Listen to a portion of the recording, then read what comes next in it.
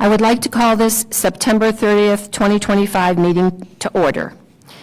Before we begin with our agenda, I want to take a moment to acknowledge the overwhelming outpouring of support our Evergreen community has received since the devastating tragedy on September 10, 2025. We've seen firsthand the incredible compassion from our first responders, neighboring school districts, and countless individuals and businesses from across the county, state, and nation. The way our community has come together to embrace one another in this time of need has been a powerful testament to our collective strength. We've all witnessed the immense resilience of our brave students, staff, and parents as they navigate unimaginable grief, while also moving forward with the tasks of daily life. As your Board of Education, we want to reaffirm our commitment to standing with you in the difficult days and weeks ahead. We recognize that this is challenging to balance healing with the critical work of moving our district forward. The work we are here to do tonight is an important part of that process. By continuing to manage the essential business of our district, we're building a stronger foundation for our community's future. We can and we will hold space for both, healing with our Evergreen community and ensuring the right work gets done. With that, we will begin our meeting. Roll call, please. Ms. Harper. Ms. Applegate. Here. Ms. Kenworthy. Here. Ms. Parker. Here. Ms. Reed. Here. Dr. Varda. I would like to thank our live simultaneous Spanish interpreters for joining us this evening, and we are also live streaming our meeting. Please stand and join me in the Pledge of Allegiance. I pledge allegiance to the flag of the United States of America and to the republic for which it stands, one nation, under God, indivisible, with liberty and justice for all.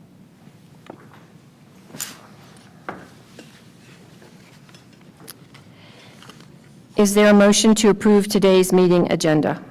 I move to approve today's agenda as presented in board docs. Is there a second? Second. Any discussion?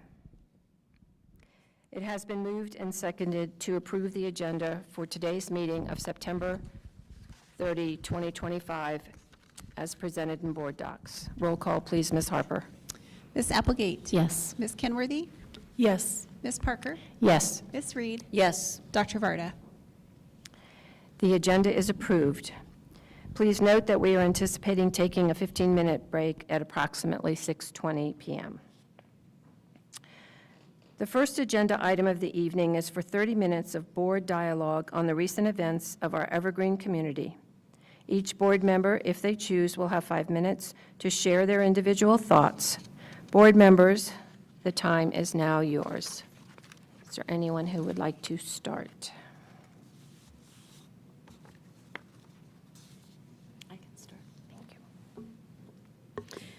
First, I want to thank you for the words that you said to open with, President Parker. And I just want Evergreen to know that we are absolutely there for them. They have never been far from my thoughts.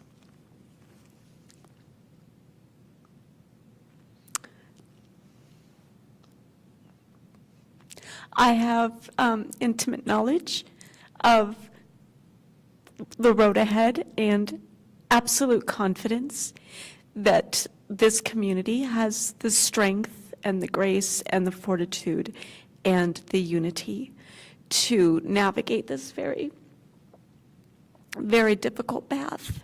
And certainly whatever I can do personally, I'm there.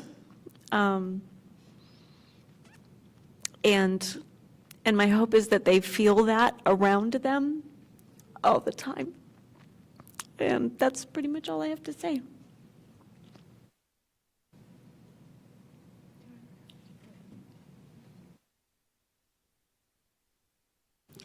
I similarly want to lift up, as I think all of us do, that we are entirely with and behind the Evergreen community and our entire community. This reached every corner of our district and our state, and quite frankly, parts of the nation. And so I want to say thank you to the Evergreen community who reached out and responded in that day and let kids into their homes. I want to say thank you to the staff and the school leadership who did exactly what they needed to do in time of true crisis. And thank you to our first responders who went without fear for our kids.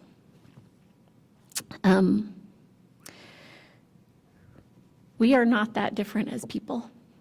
And I believe that our opportunity now to come together is more important than it ever is. And so we can be united as a community who wants to move forward and hold space for the grief and hold space for the sadness and the fear and connect to strengthen each other and support each other.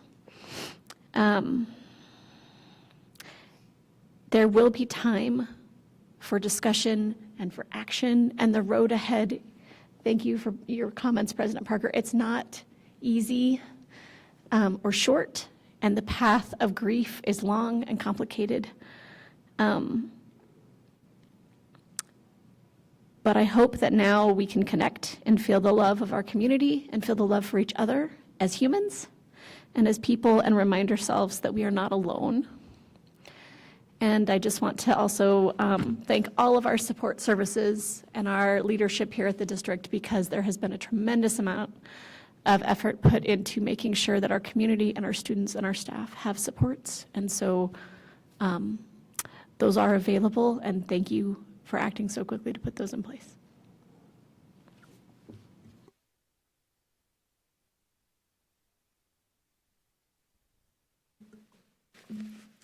Thank you, fellow directors, for your comments. What I want to say is I think the Evergreen community response to this tragedy should be a model for our entire nation right now. That witnessing the unfurling of thoughtful and supportive resources for students, parents, and staff has been an education in community care for all of us. From businesses in the faith community and the recreational organizations and community groups, they've held space for one another to process, and it is not a surprise that that tight-knit community is holding one another with great strength right now.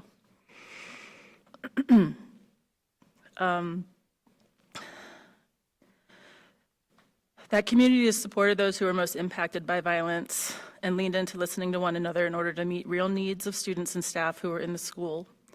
And they've shown up for one another and asked challenging questions of institutional leadership, and through it all have honored and lifted up student voice and student leadership.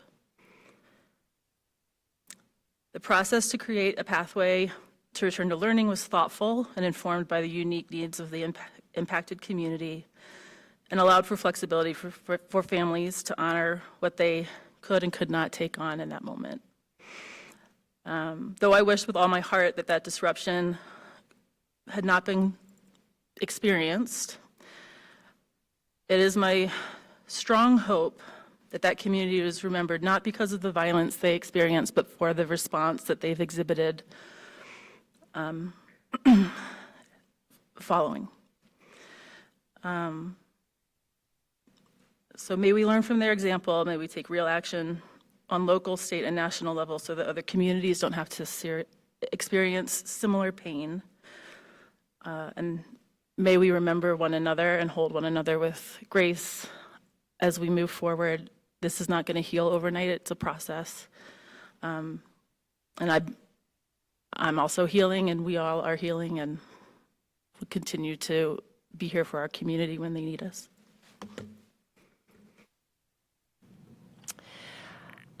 I just want to add to my comments from the beginning of the meeting how much I appreciate the support and the advice we've gotten from the National Mass Violence Center. Honestly, I don't know how we could have figured out the right way to move forward. There was no doubt that everybody on the school board wanted to do something, and we wanted to do it right away. And this group, that NMVC, was so helpful in walking us through the different scenarios. And unfortunately, they've had a lot of experience, and they were drawing on that experience as they explained things to us. I attended the 2 parent information sessions that they put on up in Evergreen, and I hope that the parents that were there felt that they got their questions answered and that they knew where to go to get information, and they knew where there were resources for support. I also want to thank the victim advocate department from the Jeffco Sheriff's Office, because they gave us some good information on how to find out ways to communicate our support to the students who are still in the hospital. And one of the things I appreciated from them was this idea that while we're looking for information and answers quickly, we want them right now, that it's very important that an investigation is thorough and has the time to find as much information as they can, and that will help us go forward. We want to avoid these, obviously. We don't want any repeat of it. My heart is broken for those families up in Evergreen. I have a daughter who lives in Evergreen, so her family's there. So anyway, I just wanted to make sure that there's no question that we are thinking of you. You're in our hearts, and please feel free. You can email us, you can call, you can do anything that you feel would help you. You can give us your concerns, give us your thoughts, your suggestions, and your criticism. We understand that you're hurting right now, and everything you're feeling is valid, and we want to hear it. So with that, I know that we will be reaching out and continuing our efforts in the Evergreen area. Thank you. Okay, any other comments that anyone wants to make at this time? Okay, then I want to thank each of you for sharing your remarks, and your service to the entirety of the Jeffco community is both recognized and appreciated. We'll now shift to the rest of the agenda for this evening. On September 3rd, 2025, the board held a study session that included the following topics: a report on Jeffco's center programming, monitoring report 2.3, a review of the proposed end statement on sustainability, a presentation on the new bus electrification pilot, and an update on the budget reduction blueprint. I encourage you to watch the recording of the study session to learn more about these topics. You can also visit our board page on the Jeffco Public Schools website, where you will find a host of information and links to both board docs and our live stream platforms. The first item of study tonight is for the board to receive a report from Brenna Copeland, Chief Financial Officer, on the interim district-wide financial condition through the fourth quarter of the 2024-2025 school year. As a reminder to the board and the listening public, consistent with statutory requirements, the district prepares and publishes quarterly financial reports that are an interim and unaudited financial statement. Reports are posted publicly on the Financial Transparency website. Before I turn the time over to Ms. Copeland, Superintendent Dorland, is there anything you'd like to add? Thank you, President Parker. Good evening.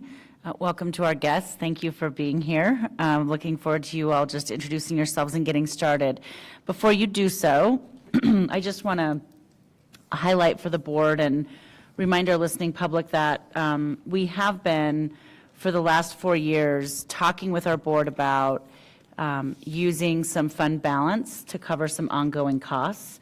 In particular, as we have done what I believe has been the right work in increasing compensation for our employees, much deserved and well-earned compensation to help our employees to be more competitive in the front range with their peer colleagues in other districts. That has been a big part of what we have invested in over the last 4 years.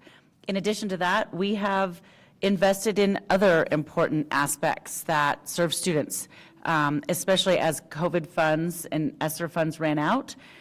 We continued to invest in items like maintaining substitute pay at pandemic levels, which has been the right work to do as well. We have also continued investments in some intervention tools that I see regularly students using in classrooms to help them have adaptive tools to support times in the day where they can be pushed and really work toward grade level in both math and literacy. And those were programs we started with ESSER funds that we have continued to invest in. So those are just two examples of ongoing and continued ESSER or funds, ongoing and continued investments once our ESSER funds ran out, right? And so here we are, and you're going to hear this fourth quarter report from Ms. Copeland and team, and I want to just also remind the board and express a lot of gratitude for the board's effort and support of using what had grown to be a large fund balance, thanks in part to the ESSER funds, multiple rounds of ESSER funds that allowed us to offset some ongoing expenses for a period of time. But the board did make a decision to take some of our fund balance and invest in an important facility at Fletcher Miller to support our neediest special education students and their families. I was just over there at a game at the Five-Star Stadium the other night and saw the progress on the building, and I think it's one of my most exciting aspects of what we're doing recently, that the adaptive facility is going to be amazing for our Fletcher Miller students. And so I just want to acknowledge that we have, as a district, invested our fund balance in ways over time that support our students and our employees, and that those have been really good and the right investments. And we have acknowledged all along the way that as we do that work, we are headed toward a period of time where we have used too much of our fund balance, and we need to level set and begin to get our expenses in line with our revenue. And we have come to that point in time. I think this fourth quarter report that Ms. Copeland is going to present and share with you, it's the interim financial report. It's not the audited and final, but it is the story of the last 4.5 years of investments related to many of the things I just talked about and more. And I, again, will say, while we have to tell that story, it is in no way meant to indicate that those were not the right investments. They were the right investments. They continue to be the right investments. And we are going to have this conversation around reducing our expenditures to get in line with our revenue, and we're going to do that work. But in the meantime, it's important for us to take a look at what happened last year, because it does tell the story that we are at the end of that runway that we have been talking about. So, Ms. Copeland. Great. And also with me tonight is Shawneen Rosario, immediately to my right. She's our Executive Director of Finance, Planning, and Analysis. And then further to the right is Stephanie Novello, our Executive Director of Accounting and Finance. So thank you to these folks who are going to help this evening.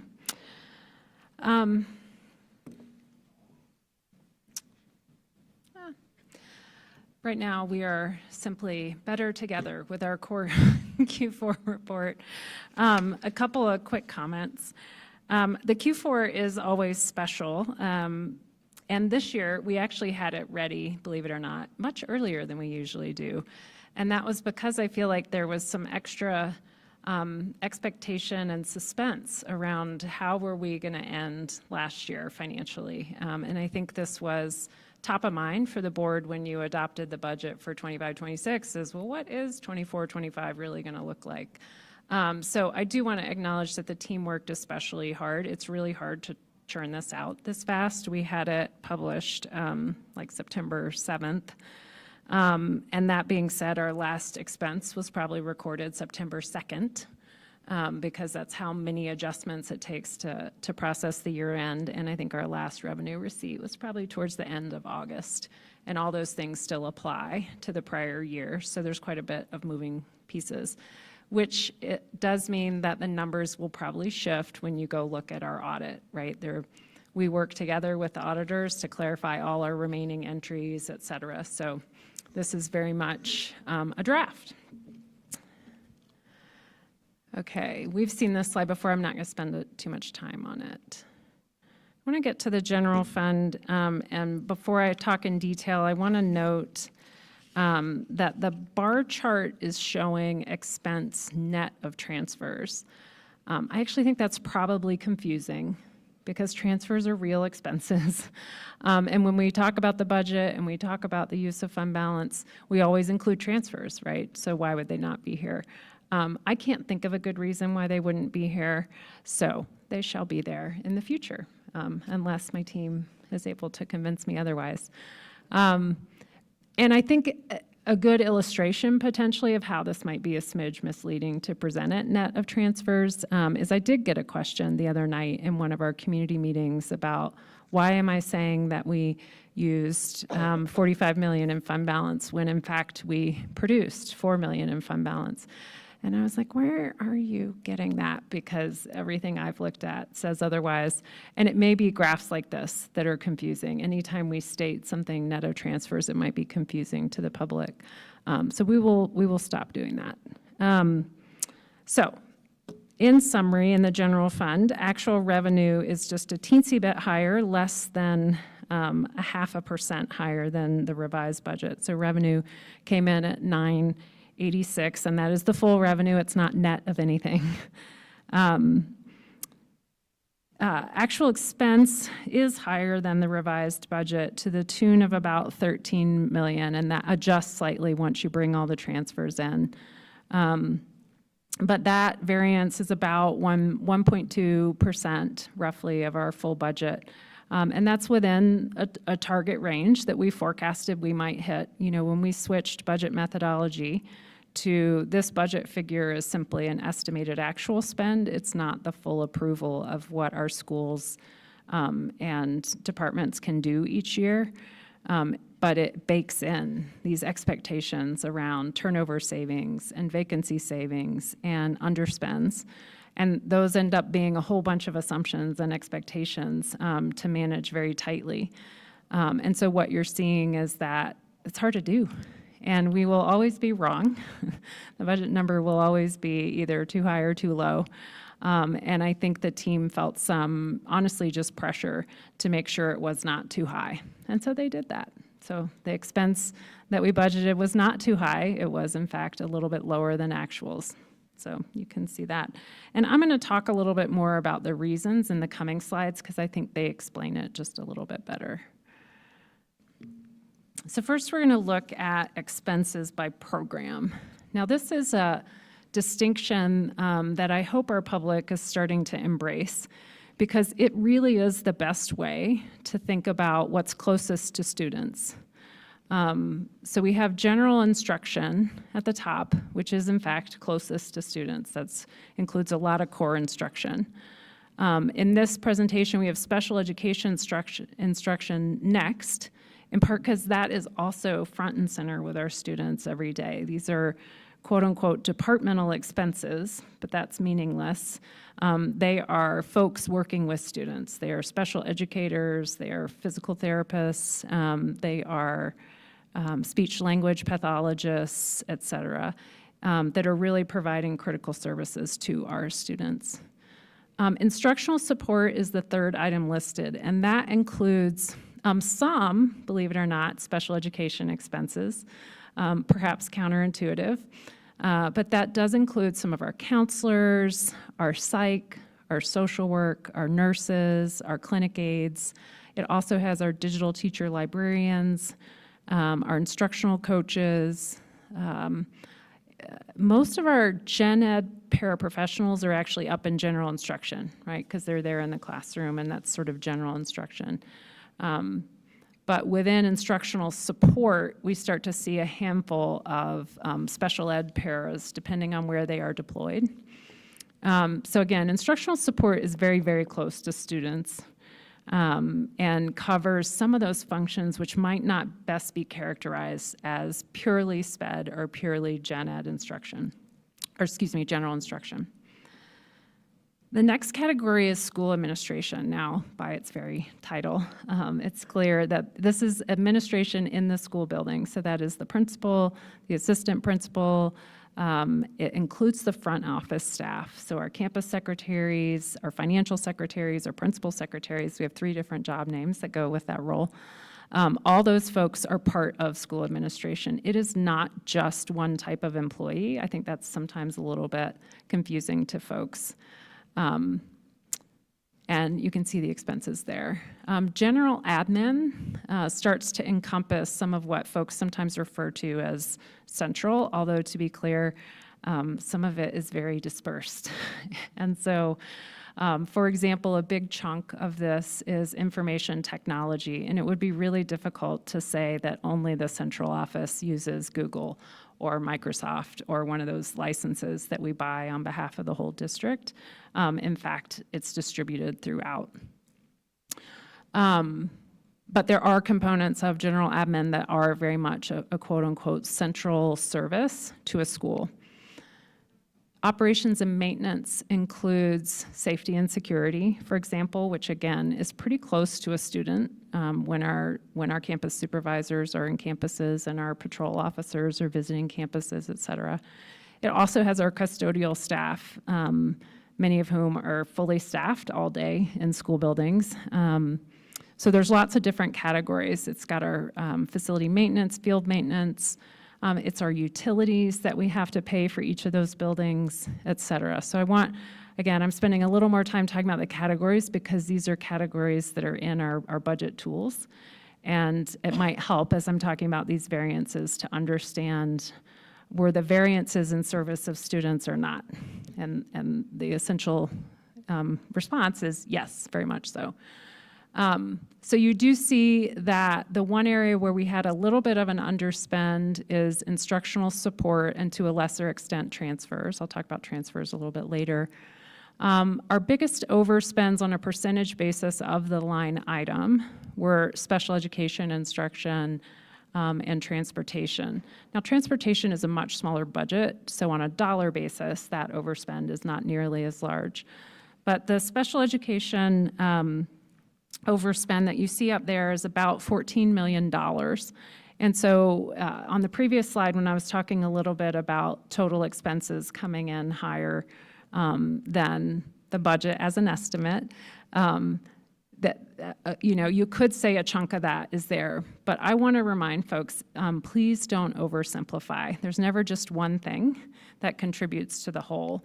And so in some sense, every dollar over is proportionately split between the uses of the dollar, right, in any areas of the district. It's not this sort of last in, last out, or first in, first out. Each dollar really is spent across all our things. And so we don't want to point fingers at one specific area or what have you. So I'm going to talk a little bit more about SPED in the coming slides. And I will also link us back to a conversation the board had in April about this very thing, because we did forecast this to you all. So this is, again, the same expenses, inclusive of transfers, reported by account. Now, this is another moment I'm going to take just to explain, like, how is it we characterize things? And so salaries and benefits is pretty intuitive, and it's remarkable, right, that this district spends $857 million employing individuals in Jefferson County. We are by far the largest employer in the county. The federal government and their various groups are not as big as we are.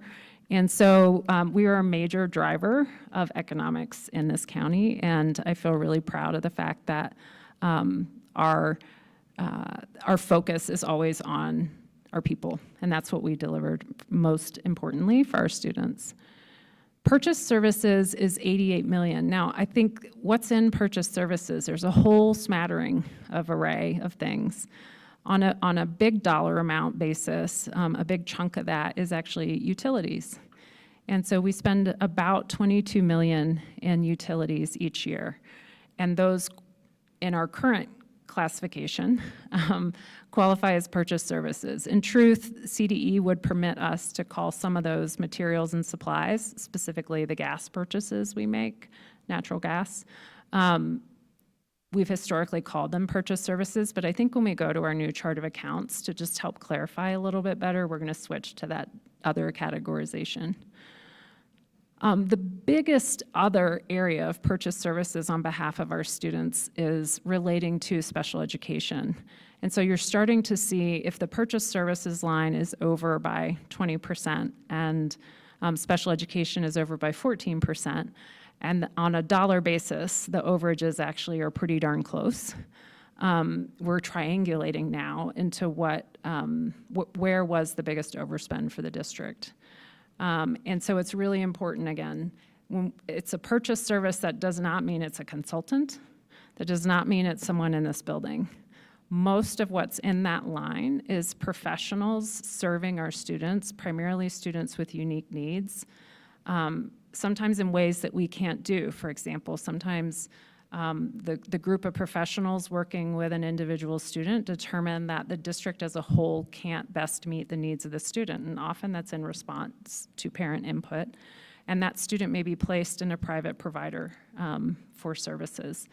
And so we call that placement out of district. Now, the district very much stays in touch with the student, and folks on our team keep checking in with the student, and we update the IEP, and we make sure they have access to all the services they need. We don't sort of abdicate responsibility, but they do receive primary services elsewhere. And I am going to talk about that in just a second. So I wanted to clarify some of that around purchase services. And the other biggest category is actually software.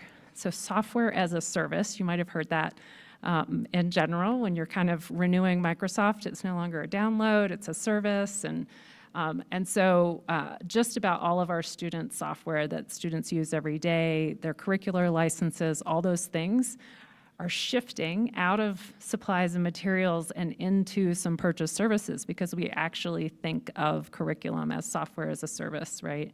So some of these former distinctions about, well, where are the textbooks? Well, if there's no textbook, chances are the curricular resource may actually be in purchase services.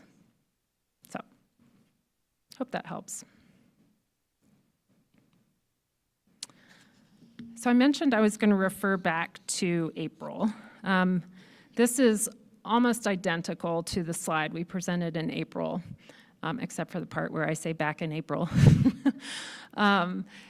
We noted that the SPED department expected to go over budget by at least $11 million. We also noted that the contributing factors included enrollment, so that is, we had more students to serve. So obviously, as you're serving more students with IEPs, your costs are going to go up because you hire the people and you contract for the services necessary. Staffing rates had risen, vacancies were down. That's a good thing, but it also means the vacancies we forecasted were higher than the actual vacancies. And then third-party costs, the purchase services. So on this slide, I noted that rising costs per student for external vendors and service providers. For example, our placement out of district, which abbreviates to POOD, or staff augmentation. Staff augmentation can sometimes look like contracting for a very specialized credential to support unique students in disparate locations. So again, this was what we presented then. That 11 million, of course, became the 14 million that you saw in the final result. But back in April, based on data, kind of honestly, all we had was data through February. This was our best guess. One more note about purchase services. And I spent a little bit of time with Mr. Pilaro kind of talking through this and making sure we kind of explain and put a face to some of these things that can feel very, well, what is that? It feels like a big bucket of things. So on the right, you can see I've listed in that yellow box, or maybe you can see it. You probably can't because the font is tiny. But in the yellow box are our top 5 largest contracted service providers. I'm just going to read off the names super quick. AMN Healthcare, Community Rehab Associates, the Stepping Stones Group, I'm going to mess that name up, ACOR, Healthcare Services, and ProCare Therapy. Just by name, you get a sense for what these folks are doing. It is very much direct-to-student service, right, and important to meeting the needs of our students. Contracted services came in at about 6.8 million. And again, those are just the top 5 and some dollar amounts, but I wanted you to have a little bit more on, like, depth of understanding of what it is we're buying. Placement out of district services totaled about 11.4 million. Our top 5 placement out of district providers are some names you probably have heard at times from our parents. Spectra Autism Center, Evoke Behavioral Health, Firefly Autism House, Joshua School, 7 Dimensions Behavioral Health. Now, had I gone to the top 6, you would have also seen one of our new partners, which is the ACES program that's leasing our WIT facility. So they are actually number 6 in terms of placement out of district. The cost of the per student services have more than doubled in about 3 years. And it's important to note that parents are often strong advocates for these placements. The cost per student averages to about 5 or 6 times the revenue per student that we get. So I just want to note it's the right thing to do, and it's obviously a consensus decision around that IEP to make some of these placements. And some of these students are absolutely thriving. That's amazing, and that is the goal. From a financial lens, it is expensive. So. One final note, back when I was on the program layout of things, I'm just going to go back super fast and then I'm going to hand it off. When I was talking through these categories, I noted that some of the expenses in instructional support can include things like OTPT and counselors and social workers. Those are folks, nurses, who are working with some of our students with IEPs and disabilities. It's counterintuitive to me that that would be outside of the line that's called SPED instruction. Believe it or not, this is consistent, I think, with the way that CDE defines some of their programs. They have one program called SPED instruction, and that's focused more on like what we would call learning specialists. And then they have this other program that can include a mix of gen ed and SPED that's called instructional support. I find that confusing. I am hoping as we transition, we'll find a slightly different way to report this so that it's more clear what the total comprehensive costs are to service our students with disabilities. I feel like that's a point of advocacy that this board has taken up in the past, and it's probably data and information you would like to have. And I would like to give it to you. Right now, it would be an oversimplification and not quite right to say that we spend $111 million. So I just want to note that. Okay. And with that, I'm going to pass it on.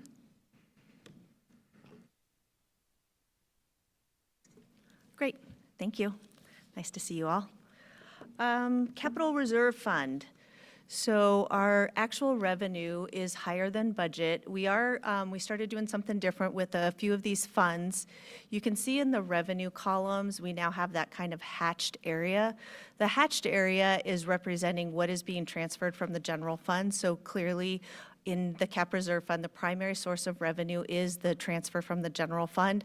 So when we see that the revenue in Cap Reserve Fund is higher than the budget, it's really attributed primarily to the interest income, but we also had proceeds that came in from sale of some of our schools higher than what we had anticipated. So that's in the solid part of the revenue at the bottom of those columns. So it's just a different way so that you can see the difference between the revenue that's being contributed by the general fund and the actual revenue coming into the fund. Overall, this was a decrease compared to prior year. Last year, we did other significant contributions to the Cap Reserve Fund that weren't replicated this year. For expenses, we underspent in the Cap Reserve Fund lower than what we expected in budget. It is really difficult at times to time the capital expense to make sure that it lines up with the actual fiscal year when they run their capital programs more on a calendar year. So we were under on that, and we also had some anticipated expenses that we thought were going to come through that didn't. Fletcher Miller, while it's on track and doing wonderfully, the way we estimated the total expense for this year compared to what they spent less in FY25 than we anticipated, but still on track with the overall project budget. So it's just a timing difference for that fund. Grants Fund. So with Grants Fund, we anticipated that the actual revenue was going to be lower than last year, and a lot of this is attributed to that we no longer have those ESSER-related grant funds. We are still less than what we budgeted, both revenue and expense in the grant fund, and a lot of that is because when we budget the grant fund, we're budgeting at the maximum anticipated level for grants for the district, and sometimes either that we don't get the grants that we were hoping to get, and or we just aren't spending at the same level as we anticipated. And many of our grants are reimbursement grants, so we can't receive the revenue or bill for the revenue until we have the expenses, so it's driven off of those. So that's why both of those are less than budget, but still on track. Food Services Fund, our actual revenue is on track, and again, in this fund, you can see the top portion is going to represent the transfer from the general fund, and the bottom portion is going to relate to the revenue that comes straight to this fund. The primary source of revenue in this fund is from the federal and state reimbursements. And then our expenses are higher than we anticipated, or higher than last year, and higher than revenue, which is resulting in a decrease in fund balance. And I think we've already talked about that at a couple board meetings, at looking at the how we're going to better align our revenue and expense going forward. And I do believe Beth and team in Food Services is already implementing plans to decrease the expenses across food services across the district. Campus Activity Fund, the actual revenue is lower than the revised budget and prior year, and then we see some expenses that are a little bit higher than, or they're on track a little bit higher than last year. We do have a change in accounting practice that is specific to our concurrent enrollment of students, so some of this is just being represented differently from an accounting perspective this year compared to last year. It's not that something drastically different is going on in the Campus Activity Fund. And again, we can see the top portion of those columns is what is being transferred from the general fund into the Campus Activity Fund. So the primary source of a Campus Activity Fund is really the funds that are coming in from the parents into the schools to support the activities within the school. I do want to clarify the difference between 21 million in revenue and 25 million in revenue is not $4.5 million in expected fines around Chromebooks. The Chromebooks fines are just one piece of a puzzle that would explain the difference between the actual revenue and the budgeted revenue. Thanks. Thank you. And our insurance reserve fund, so again, you can see the primary source of revenue into the insurance reserve fund is from transfers from the general fund.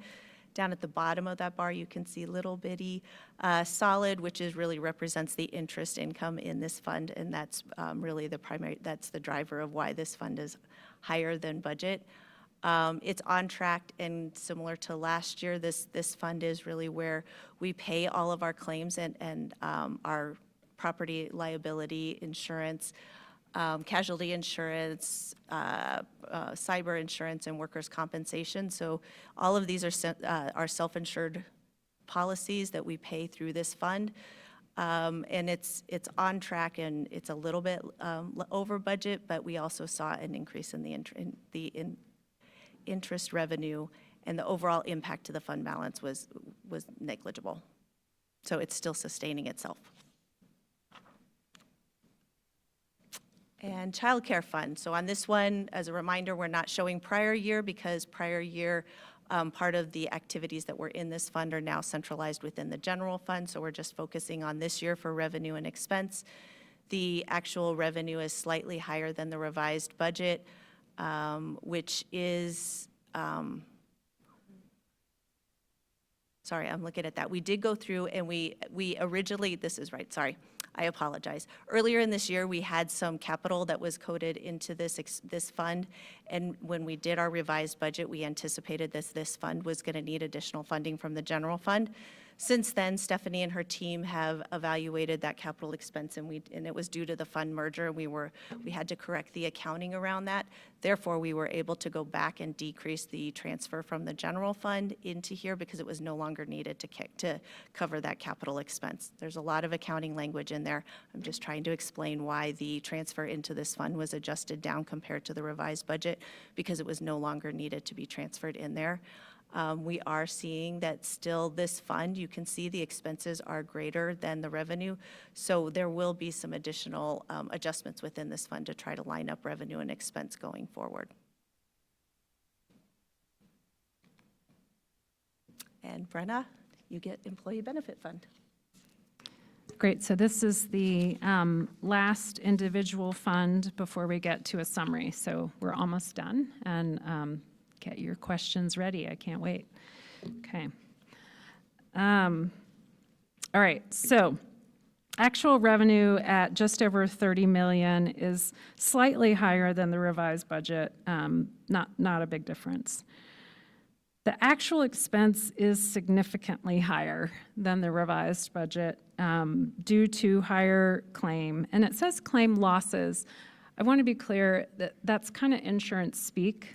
Claims into this fund, which is our self-insured employee benefits fund, represent provider expenses. I don't consider really a provider expense a loss. That's kind of jargony to me. I think of the healthcare services, be it medical, dental, or vision. I think of those as, yeah, it's a claim, but it's a service, right? We're paying for a healthcare service on behalf of our employees. Now, why were they higher? Higher than anticipated numbers of employees and dependents enrolled in the plan. So when you're trying to estimate an aggregate total number and you're multiplying by per employee, et cetera, it's important to get that employee count right. In the way that plans were priced, there was a little bit of an incentive to join our self-insured plan for the past couple of years because it was, in some levels, priced lower than Kaiser. That price is ultimately just an estimate of claims costs. We had quite a few folks join the plan, and so enrollment kept increasing faster than we were able to kind of identify and adjust to. Second, prescription drug costs certainly increased over time, but probably the most important variable was that overall cost per person or cost per covered employee were just higher than what had been forecast. Now, the forecast for this fund depends heavily on data and information we get from our third party. And it was provided to us in about February of 24-ish, in advance of the 24-25 fiscal year. And you can imagine that at that moment, there's some unknowns, there's emerging patterns. In the 23-24 year, healthcare costs were rising quite a bit. They hadn't stopped rising. You know, when you have this line and it's going up, and you're like, when is it going to stop going up at that rate? Because that rate seems unreasonable. Sometimes the actuarial models, you know, aren't perfect, but it is important for humans to apply judgment. And I think as I was looking at the trending actuals in like October, November of 24-25, and I had a little bit of a freak out moment, I'm not going to lie. I said, you know, these trending actuals look so much higher than what we thought they were going to be. What happened? And I believe it comes down to you have to be really thoughtful consumers of estimates that are provided to you. And I pride myself in being like a good, thoughtful consumer of data. And my question to our partner in this was, why are we using a 6% national growth rate when statewide and in Jeffco, healthcare costs have been rising at 13% for the past 24 months? And the answer was, well, the national is a better forecast. And I said, why? And so we had some dialogue back and forth, and I insisted that for the current year, we apply the Colorado and the local growth rate to forecast, because I'm not convinced that the national, I feel like you can have different patterns of expense across the country. And actuarial people can disagree. But I want to say that this is a troubling variance because it is material. It's material to the fund. We effectively underpriced premiums for that year because the premium is simply an estimate of costs, and costs came in so much higher. And that doesn't help anyone. It doesn't. It feels like a nice thing because we say it's going to cost less. But if it costs more, absorbing that over time is actually more painful. So it's always best to make the cost estimate as close as we possibly can. Just one more note about self-insured. I think there's sometimes questions about why would we self-insure? Why would we do these things? What are the component parts? It is when the employer assumes the quote-unquote financial risk of the cost of providing healthcare benefits to employees. Any employer our size should absolutely strongly consider being self-insured. We have enough scale of the number of people that we are insuring that we don't need an insurance provider to level it out for us. An insurance provider, such as Kaiser, is over time going to charge us a premium and a rate that reflects actual costs. But they're just going to advance the money in a given year and then charge us for it in the next year. We don't need someone to do that for us as a service. We have the capital on hand. It's cheaper to do it ourselves, basically, over time. And I know that can feel like, how is that true? Again, absorbing that risk comes with a cost when the insurer does it for us. When we do it for ourselves, we end up actually paying less over time. So that is why we self-insure. We self-insure not only in medical plans for our employees, we self-insure for our workers' comp program, we self-insure for a substantive portion of our property insurance, given how high our deductibles are. There's lots of ways in which we use our balance sheet and the fact that we are a $1.4 billion organization. We have the capital. It's the right thing to do. It's the less expensive thing to do to use that to run these programs. A couple key definitions. Premium revenue, we talk about it as premium revenue. That's the amount collected both through payroll deductions and the employer contribution. So premium revenue comes from us. Why do we even call it revenue? It's just an expense that's reported in the general fund, right? Shows up as benefits expense and then pops over into the employee benefits fund for our self-insured plan to then pay the claims, right? So that's what's happening. I already talked about claims cost, et cetera, et cetera. I think everything else on here I've already covered. So I did want to say to the board, I do not want to see a financial outcome like the one we had last year. We have taken steps to ensure that doesn't happen this year. I was disappointed with that outcome. And over time, we will build it back up. The program does need to balance itself over time, right? And so, for example, medical needs to balance itself over time, dental needs to balance itself over time, et cetera. You run each program to balance itself over time. And we will always be thoughtful about how we set premiums, which are just an estimate of claims costs, and process the information given to us with a critical eye to ensure that we're using the best guess we can come up with. So, and this was just the summary of all the different funds at once, which makes it all the more fun. Brenna, can you Yes. address this $4 million general fund revenue to expense? Yes, and this slide doesn't Lens. do it, so that's a bummer. I just want you to reiterate that because I think it was Yeah. a fair question that we were asked the other night, and I'd really like for the board to understand why that keeps coming up and why people might be confused. Yeah, and Thank I you. will say, thank you. It doesn't come up in our budget presentations because we always include transfers as a budgeted expense. We never take it out. On this slide right here, you see total year-to-date actual expense of $1,030,000,000.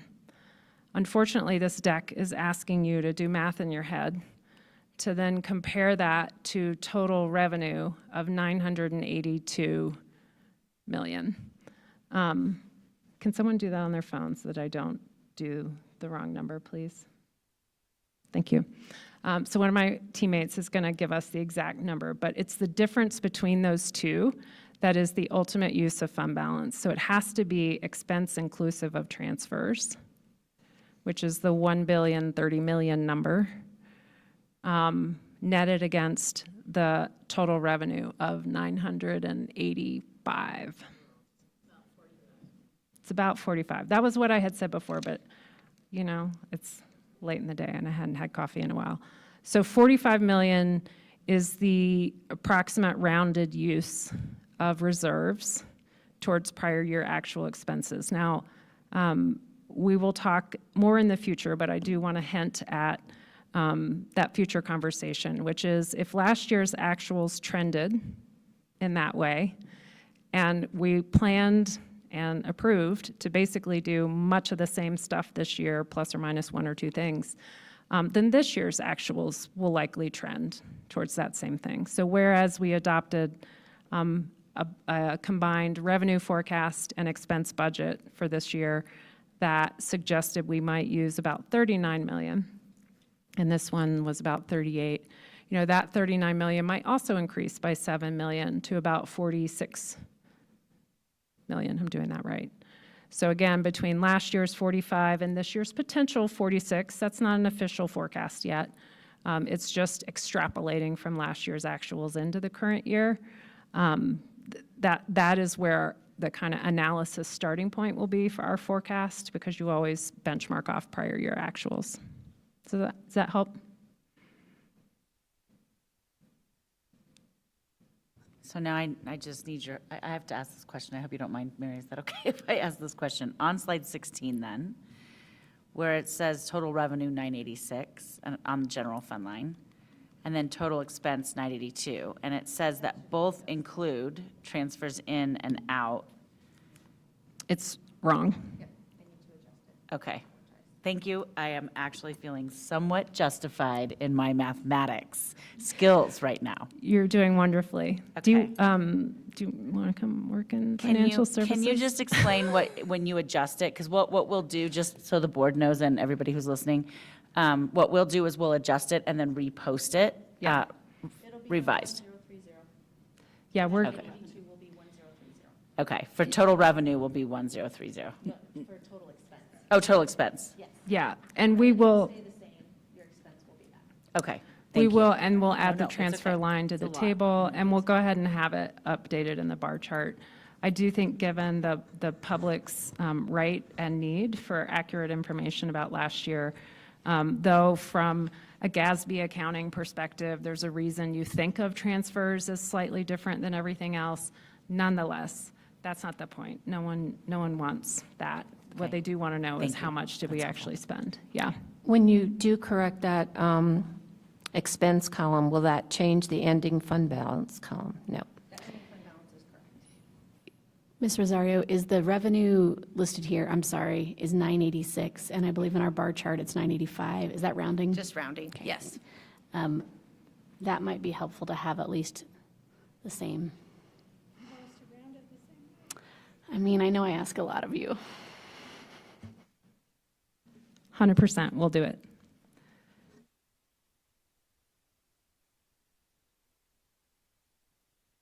Questions, other than the very astute questions that have already been shared? Thank you for the questions/suggestions. Okay. Director Applegate. First, I want to really thank you all for taking the time to walk through each of these categories. For the rest of the board, when we had our partnership for fiscal sustainability, I still can't say that right, this came up, that people really didn't understand what these were. And it was a really big aha moment, I think, for Brenna and Tracy and I, of like, oh, we see this all the time and we hear this all the time.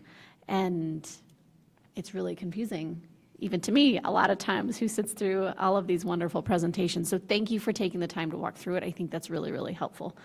And I also want to thank you for moving this up to the beginning of the session when we're all a little bit fresher. So thank you for that. In the agenda, I really appreciate it. I had two quick questions, and this is as much maybe for our listening public who may or may not be listening. It looks like it's a pretty big increase in expense from 24 to 25. And I know costs went up, and I know we kind of walked through different fund balances. Is it really a combination of all the things we talked about that got us from 24 to 25, or is there something people might not see in these charts and tables? That's a great question. There's one thing people may not see, and that is the fund consolidation. So between these 2 years, we brought in transportation, excuse me? Yes, thank you. Pre-K aspect of childcare and IT. Now, IT was not as much of a net increase because it was showing up as a purchase service and then it was showing up. But the net increase in activity that had not previously been reported was around 27 million. So of the 100-ish million, I'm rounding, probably not correctly, but about a quarter of it was related to an accounting change. The rest is a legitimate year-over-year increase, and that's a chunky one. We gave fairly substantial increases. So if you'll recall, the COLA was about 5.25-ish. It might have been 5, one of those numbers, and then there was 2%. And for our JESPA employees, 1% of that actually was COLA, and the other 1% was a stipend. But for everyone else, the 2% was called a one-time stipend split between 2 different payments. So that's 7% overall. And so when you see, the 100 million net of about a quarter, so 75 million. So 75 million, not dissimilar to that increase, right? Now that's oversimplifying. There were a lot of other moving pieces because we were adjusting programming a little bit year over year, and we were stopping doing some things and starting doing some things. And so I don't need to get down into the weeds, but those are the big changes. Great. And then, and this one I think I know the answer, but I'm going to ask it anyway.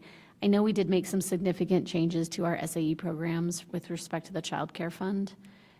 Do we know yet if those are making the improvements we were hoping they would make, or is it really too soon in the first quarter to have any idea? It's a little too soon. That's what I thought. Okay, Yeah.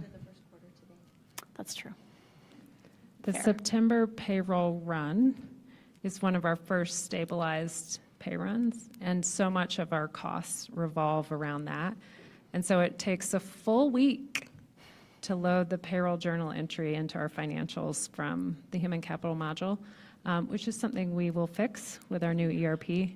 But in that process, it then takes another couple of weeks to figure out what did we actually spend, and by that point, we're into late October. But a big part of, did we drive a real change in expense and or revenue? There's no way to know until that gets in there. Perfect. Thank you guys for all your work on this. Appreciate it. Director Applegate, I just wanted to add to your first comment about having understanding of all those categories. We did redo the report that goes along with this presentation that's attached in board docs and on our transparency site, and it has a lot of those definitions now really laid out. So it's a way you can point the public to those as well to help us keep consistent with how we define those things. Thank you. That's very, very helpful.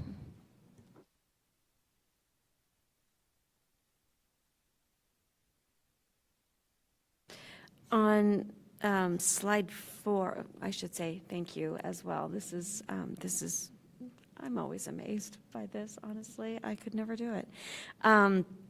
On slide 4, you talked about operations and maintenance, including safety.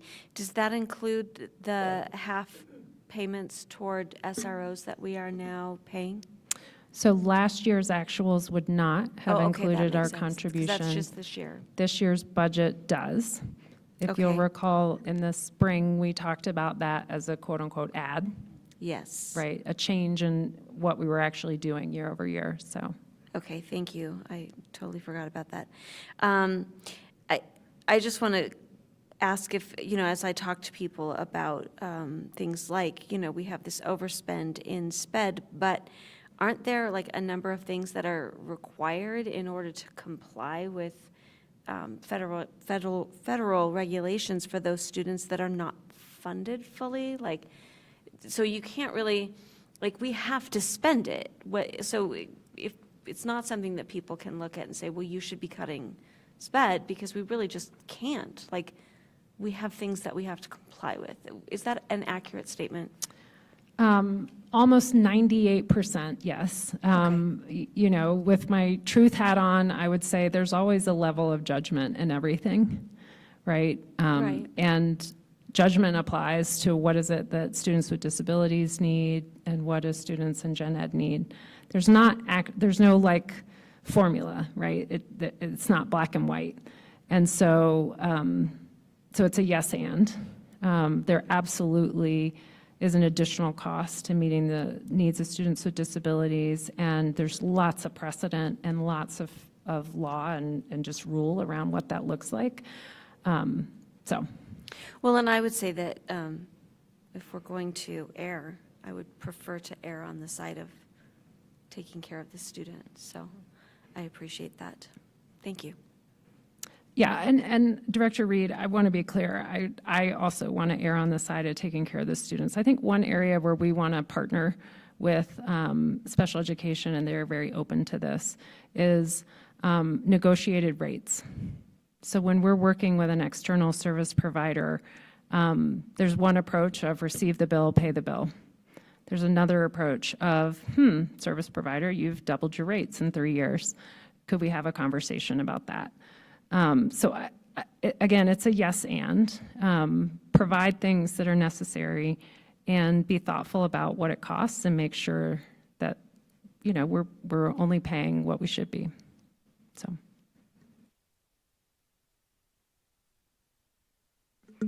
Thank you, and thanks everybody up here for asking some of the questions that I also had. Love it when that happens. I want to go to slide 5, where you were talking about purchased services, and ask, is it fair, accurate to say that external contractor costs are dispersed across both programs and accounts? They don't sit in their own bucket. That's not how we account for them. Is that accurate? Say it just one more time, I'm sorry. External contractor costs are dispersed or spread out across both program, when we look at it by program, and when we look at it by account.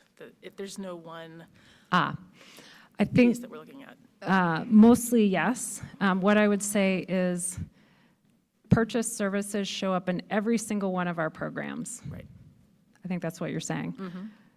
Purchased services do only show up in purchased services when we divide it out that way. Okay. I think we're saying the same thing. All right. That's all I had. Thanks. Thank you for this, and I have 3 questions. On slide 7, for the placed out of district, I know that's extremely expensive. Does the state, when it's funding our per pupil, their formula, do they have a category or a tier for out of district placement students? So within Tier B, which is a differentiated tier, differentiated based on student, right? So each student who qualifies for Tier B funding gets a slightly different level of Tier B funding, so to speak, aggregated into groups. So yes, those kids are often kids with more needs that qualify for higher levels of Tier B funding. However, inclusive of that funding and inclusive of the base per pupil, we are spending 5 to 6 times what we receive. So they don't track the fact that they were placed out of district as much as just what their disability is or what Correct. their level? Okay. They don't preconceive as to whether the district can meet the needs of the student or not.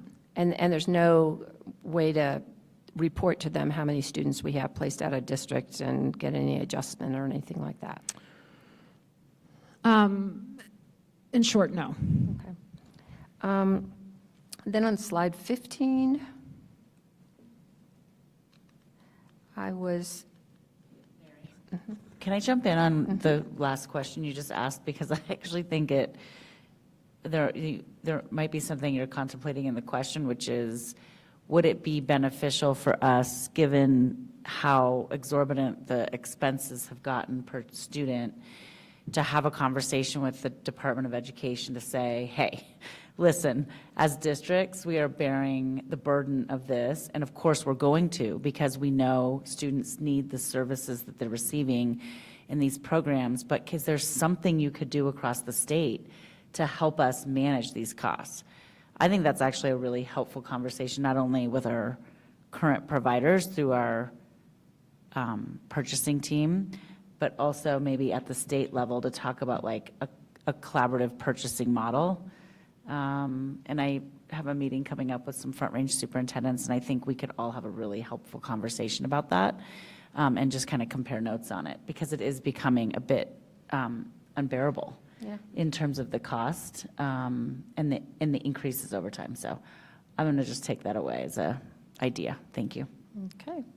Then on slide 15 with the benefits, currently we're going to have a government shutdown because the Democrats are saying this big, beautiful bill that went into effect is going to cause healthcare premiums to skyrocket for everybody. So do we contemplate, the fallout from that projection, that fear? What do you think? This is exciting.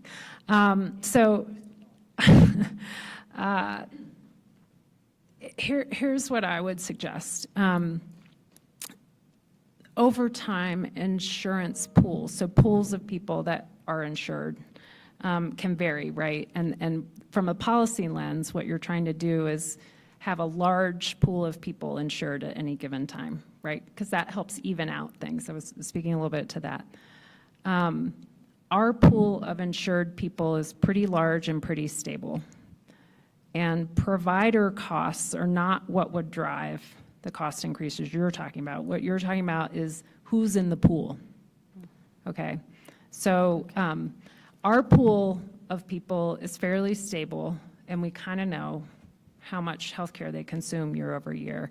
So even though both things can be true, costs to insure a smaller pool of people, which is what they're talking about, can go up a lot when certain people select out, right? That's what you're always trying to avoid is healthy people selecting out, right? That was why we had quote unquote mandatory coverage for a while, was trying to get everyone into the pool to lower the cost for all. But that's a little different than what we're talking about, because I don't think what's being contemplated in policy necessarily is straight up driving up the provider rates we're paying today in Colorado. Okay, that's helpful. And then the last question I have, when we were talking about interest rates, and I think it was on slide 12, but in general, interest rates have remained high. We know the president has been asking for them to be decreased really fast and so forth, but it's good for us if we've got money in some vehicle that's making money for us. How much do you revise and monitor and consider interest changes? We do a lot, and so I want to give a shout out to Alan, who is a manager on Shaunene's team, who prepares a monthly report for me that's very specific to the Treasury functions. So how much cash do we have on hand? How much are we earning on that cash? What's happening? I will say that the Q4 report, as advertised online, the full thing, includes a page where we provide a year-over-year comparison to the weighted average yield of investment earnings we're getting as a district. And if you open that up, you will see that we're earning about a point less-ish. So whereas, let's say it was 5.25 last year as of June 30, it's now 4.25. So though the Fed was sort of slow to release, some of that starts to get priced in before they do it, et cetera, et cetera. So we were actually, as of the end of last fiscal year, already earning less interest than we were before. Now, on the forecasting side, Brian and I spend a lot of time thinking about what's a fair forecast, and Alan this year gave us a great month by month, and he brought in the FOMC's like forecasts, and it was amazing. I love it. So yes, we did develop what appears to actually be a pretty spot-on forecast for the current year's interest revenue based on what's trending right now. Okay, thank you. I think that's it. Thank you very much for the presentation. Our next item of study is to receive and discuss a monitoring report on Board End 1.1, which states, every student will demonstrate significant and appropriate academic growth using a body of evidence that includes classroom and standardized summative assessments. Additionally, the report will offer board members training on assessment literacy. Before we turn this over to Dr. Coleman, Chief of Schools, and Dr. Eaton, Executive Director of Assessment and Research, is there anything you'd like to add, Superintendent Dorland? Yes, there's a lot of things and aspects of this monitoring report that I think we should all be really proud of. I received a message from Commissioner Cordova after results came out, just expressing pride in the fact that Jeffco for the last 3 years has been over the 50th percentile in growth in both English language arts and math, which means that our students are growing more than a year's time, in a year's time.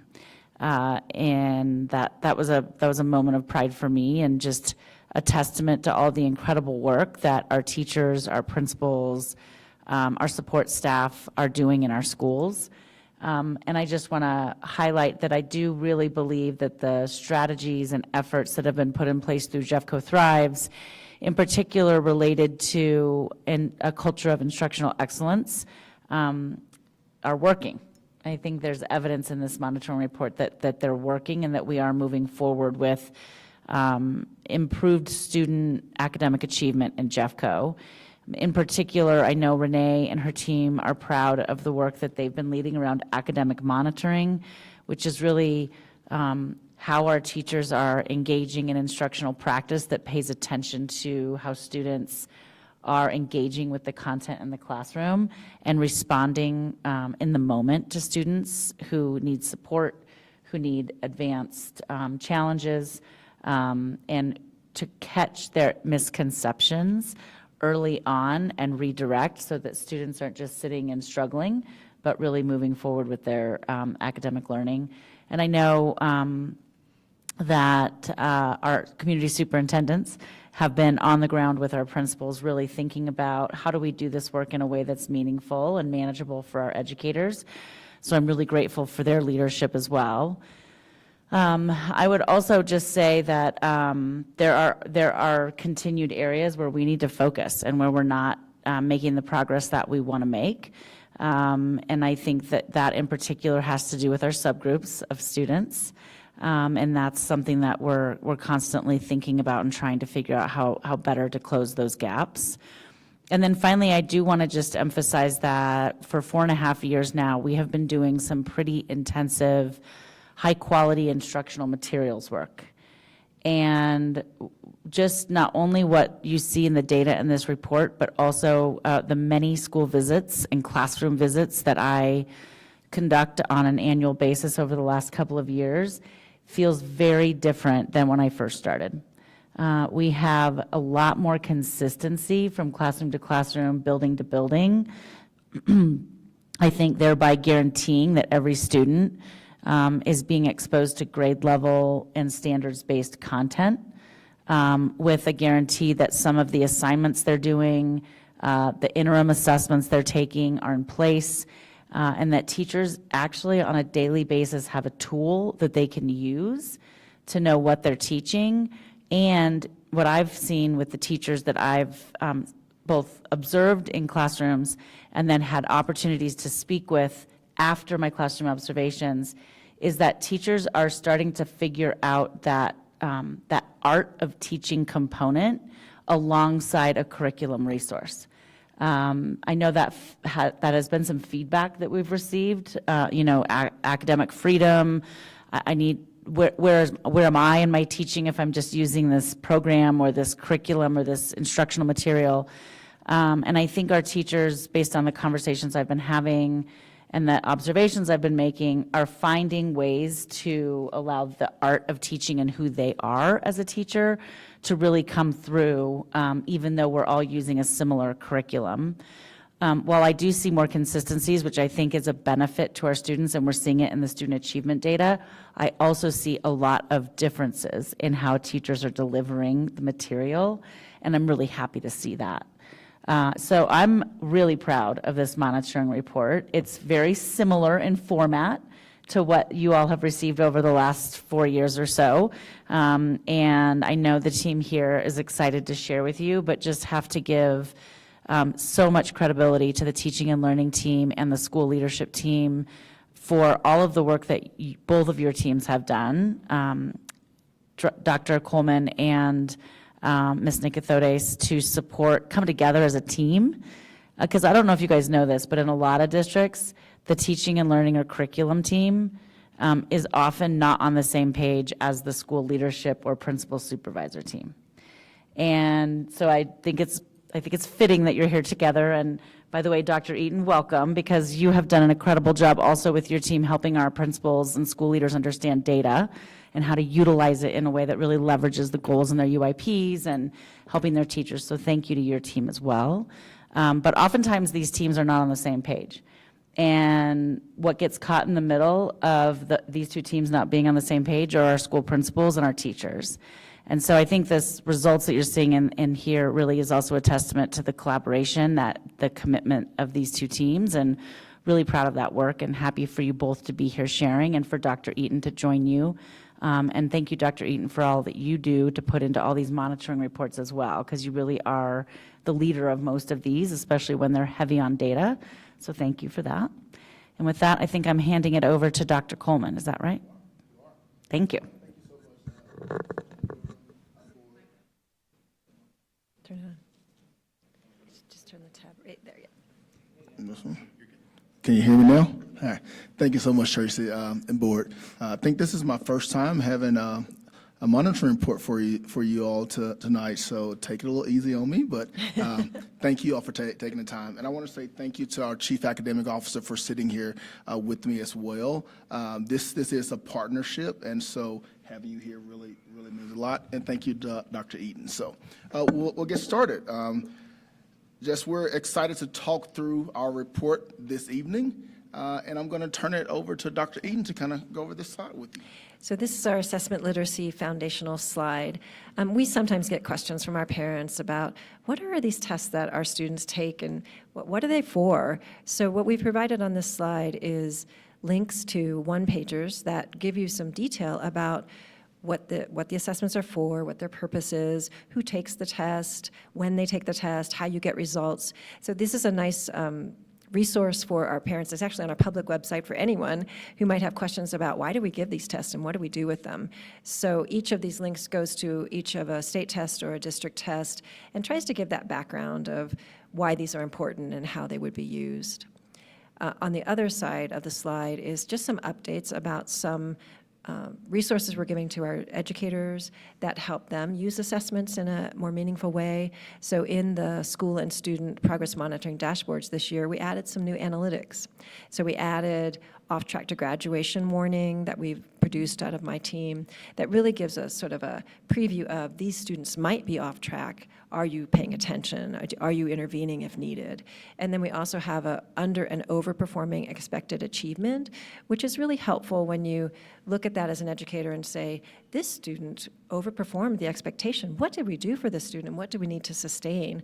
Or this student underperformed, how might we want to intervene for that student? So those are some new analytics we provided this year. And then that goes with some of the materials we have always given on the PMD, which is those weekly DNF reports to really help see how students might need some support, those daily absences updated to understand our chronic absenteeism challenges, and then finally the state and district performance trends. So that's some of the work we've been doing around assessment literacy this year. Thank you, Dr. Eaton.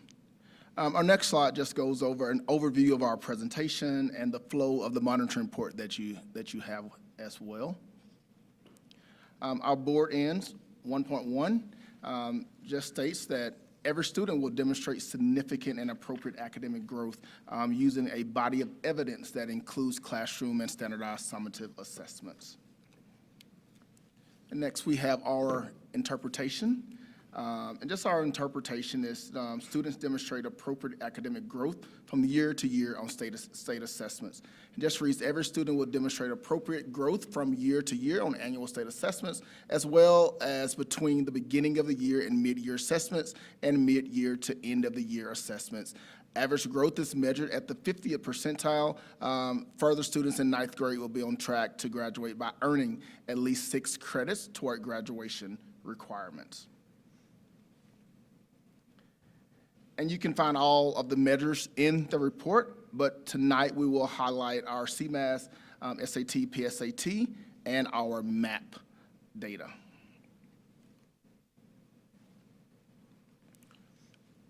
So I wanted to stop and kind of go over the context that in addition to our state tests, CMAS and SAT, as a district, we administer 2 district-wide interim assessments, MAP and DIBELS, each year. And these assessments help us to monitor student achievement throughout the year. And these results inform our progress toward our strategic plan goals, our district unified plan, DUIP, including 3rd grade reading, as well as 5th and 8th grade mathematics and high school success indicators. I want to first begin by going over some highlights, some celebration and bright spots. In 2025, CMAS results for grades 3 through 6 continued an upward trend showing improvement from the prior year. Looking over a longer stretch of time, every grade level improved compared to 2023, which signals not just a single year gain, but also sustained growth. Most notably, all grades have now met or exceeded their pre-pandemic performance in math, and that's an important milestone that really reflects both student effort and our school level focus on mathematics instruction. Reading outcomes also show a similar story of progress with some variation across grades.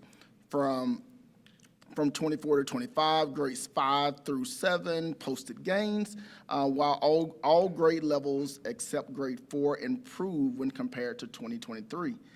In addition, grades 3, 5, and 6 have now surpassed their pre-pandemic performance in English language arts, and this positive trajectory really highlights our recovery in reading achievement, while also pointing to areas such as grade 4 that will require continued attention and support.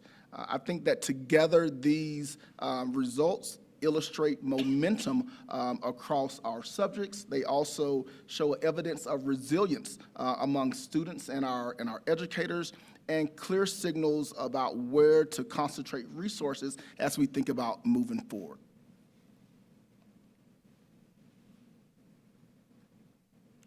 I want to highlight what shifts did we make in 24-25. And I think it's important to just outline that this year our academic monitoring in mathematics is built around a few key strategies that all connect back to improving our student learning. I want to first talk about our elementary professional learning. Like all IM teachers are engaging in the 5 practices. This works help our teachers plan and guide math discussions that bring student thinking to the surface as well, so that every child has the chance to make sense of math in meaningful ways.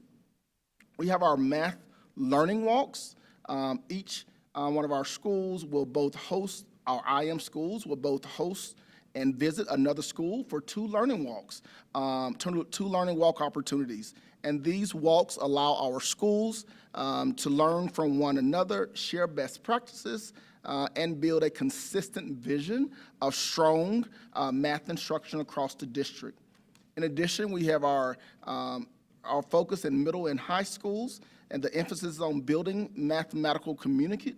The goal is to create classrooms where students feel confidence as mathematicians and where dialogue and problem solving drive deeper understanding of the content. We also have our interim assessments. Cohort 1 of the math interim assessments in grades 5 through 8 gives us real-time checkpoints on our students' growth. It also, these assessments provide timely information so teachers can adjust instruction and make sure that students stay on track. Also want to highlight our instructional coaching. And our coaches are tying it all together through classroom center coaching. This model connects the PLC work with observations and feedback, ensuring that teacher collaboration, professional learning, and student data are all aligned to support stronger outcomes for our students. I highlight this because I think that together these efforts create a system where teachers are supported, where students are challenged, and progress is continuously monitored in ways that both build trust and results for our students. As we continue talking about the shifts that we made in 24-25, want to talk about the foundational skills internalization and sound wall implementation. And through district coaching and professional learning, our principals, our instructional coaches, and educators deepen their understanding of phonics instruction and embedded sound walls as a key support for our early readers. And these sessions were among the most widely attended and demonstrated immediate classroom impact. We also have our HMA structured literacy pathway, and educators across grade levels receive support in implementing HMH structured literacy pathway through structured coaching, vendor training, and planning and guidance. And through that planning and guidance, we are ensuring consistent instructional rollout aligned with science of reading principles. Also, our tiered support and coaching cycles in PLCs. A cross model for tiered instructional support empowered teachers through exemplar lesson studies, academic monitoring practices, and feedback cycles within our collaborative PLCs. Secondary, getting started sessions with HQIM. The getting started sessions for cohort 1 secondary schools were intentionally designed as more than orientation. And by that I mean these sessions establish trust and communicated shared expectations around unit and lesson design, enabling teachers not just to use high-quality instructional materials, but to leverage their design to enhance student engagement and ownership. Additionally, our coaching learning sessions, we have 5-session PL series for elementary and secondary coaches built to deepen their instructional leadership capacity, as well as our coaches learn to internalize best practices in unit design, shifting the cognitive load, interactive reading and annotation, as well as instructional scaffolding, planning for access and challenge. And our coaches went on to use these learnings and these shared slide decks to communicate and model expectations across all of our schools. Hey, Drew, can I just jump in for 1 second? I want to highlight when I'm talking to teachers, the structured literacy pathway comes up often. So this is where we're really leaning into the HMH is our reading, our literacy program at the elementary level for most schools. There are a few exceptions. And this is where we've really leaned into provide the phonics component for that program. And the teachers, I saw it today in a couple of classrooms, and I could see we've done OG training for our teachers as well, which is structured science of reading. And I could see teachers using the materials but applying this OG training that they had received in the years prior. I think they're sometimes overwhelmed by all the materials because it's a lot of materials to organize, but I think they're also appreciative of it. And when I see the kids using the materials, I think, especially at the younger grades, K2, really high levels of engagement. I'm highlighting this too for you guys. As you go into your school visits, you may want to see some of these things. So structured literacy is definitely something that is much more in place than it was even the year before last.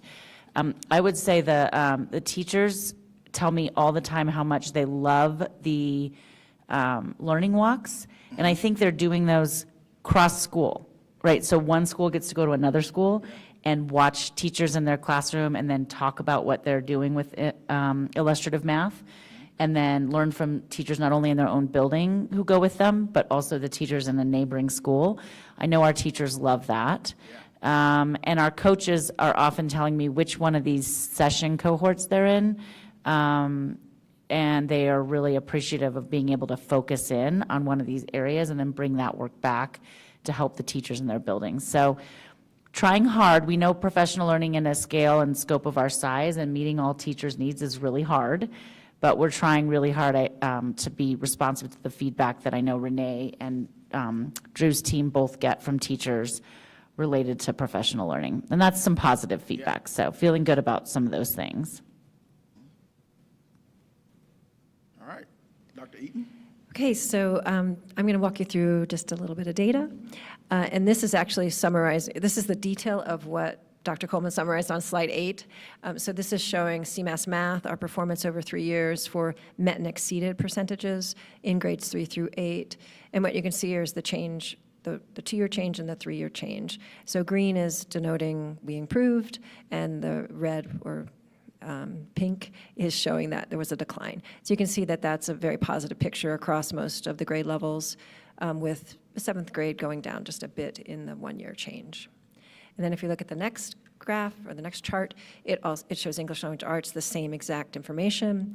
You can see that we're seeing more greens than pinks, and that in the most recent year we had this -1 percentage point in grade 3 and some sustaining the improvement in grade 8 and a slight, and sustaining actually the decline in grade 4.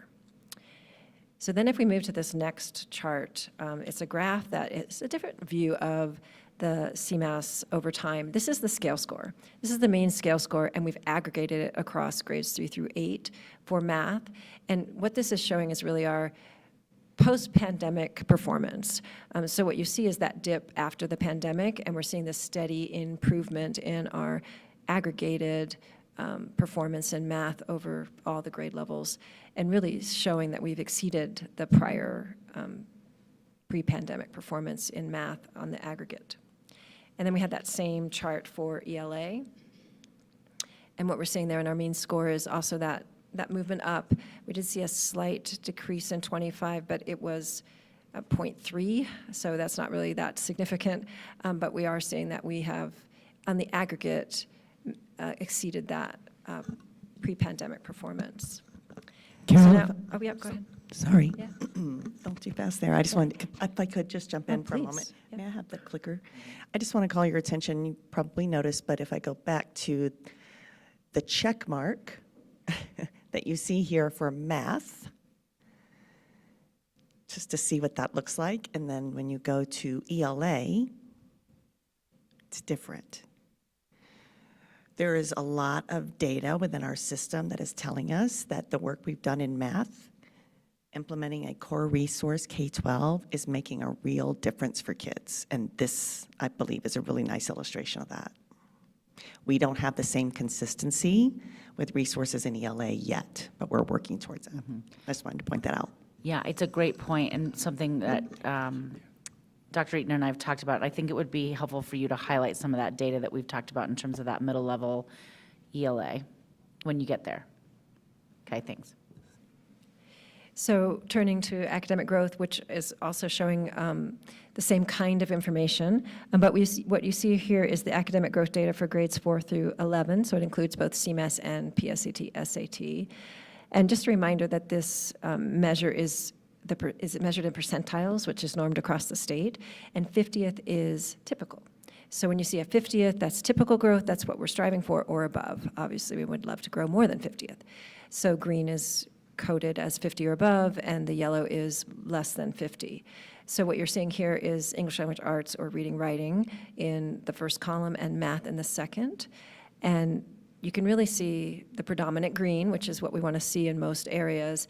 You see that fifth grade math is at 48th percentile, and then that middle school ELA, we're seeing that is below the 50th. So it's kind of reinforcing this idea of consistency across resources in middle school for reading and writing.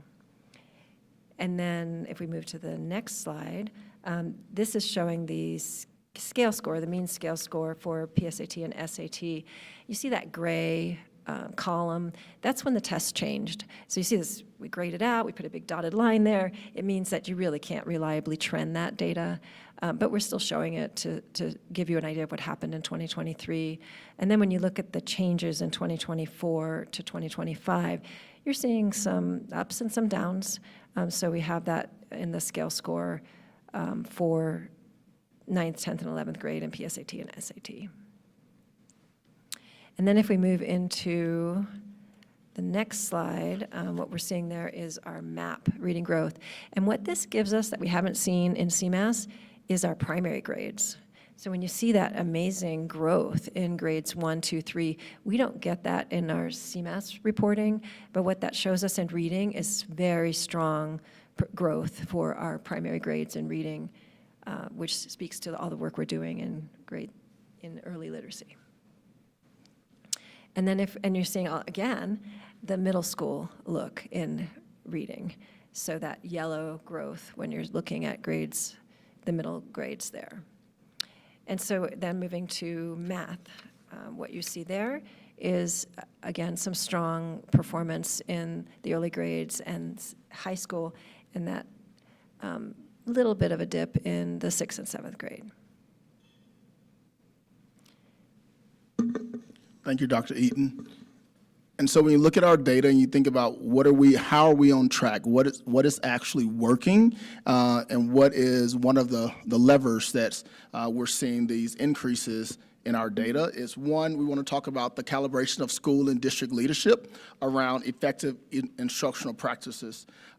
So one of the things is our calibration, and really as a system looking at what do we consider to be effective instruction, and also ensuring a consistent vision and shared language for teaching and learning, and what do we expect to see in our schools and how we can continue to work together is one. Also, building a culture of trust and collaboration between school leadership and district leadership. That's our community superintendents, principals, and how they are supporting schools, and really fostering that partnership that focuses on supporting teachers and students rather than looking at what is wrong, but how can we grow and become better together. The third thing is to continue to enhance our collective leader efficacy so that leaders at every level throughout the system feel confident in their ability to improve instruction and be a lever to support teachers and supporting student outcomes. Also, to provide schools with instructional feedback that is explicit, that is actionable, and grounded in evidence, helping teachers really refine their practice on how they can become better instructional leaders in real time. Also, identifying district-wide trends in instruction that target our resources strategically and address needs with precision in how we support our schools, but also to promote continuous improvement toward our shared goals, shared district goals, ensuring that every effort contributes to a meaningful, measurable progress for our students. What are some of our challenges? Our work this year is centered on a set of strategic priorities that aim to strengthen student success. These include closing the achievement gap so that every student has access to high-quality instruction and the support needed to meet those grade level expectations. Prioritizing strong attendance because consistent school engagement is a foundation for learning and long-term achievement. Focusing on the 5th to 6th grade transition and the middle school experience. to ensure students enter adolescence prepared for academic and social success. Also, challenges, right-sizing and refocusing our elementary summer literacy program so that it is targeted, so that it is effective, and aligned with the needs of the students who will benefit most from that work, and aligning the instructional core and strengthening school leadership focus to, one, ensure teaching, learning, and leadership work in concert toward improved outcomes for all students. I want to highlight that at the elementary level, our use and implementation of high-quality instructional materials are a cornerstone for the growth that we're seeing, that we're demonstrating and seeing in our early literacy grades. They ensure that every student has access to rigorous standard-aligned content, while also freeing our teachers to focus on instruction tailored to meet the needs of our students. As we think about our challenges and as we continue to move forward, the result is for us to continue to be more consistent, to have engaging learning experiences that build the skills of our students and our teachers, to deepen the understanding of our teachers and students, and help close those achievement gaps from day one. I think that these priorities work together to create a stronger pathways for student growth, to address system inequities, and to ensure that resources are directed toward the highest impact areas.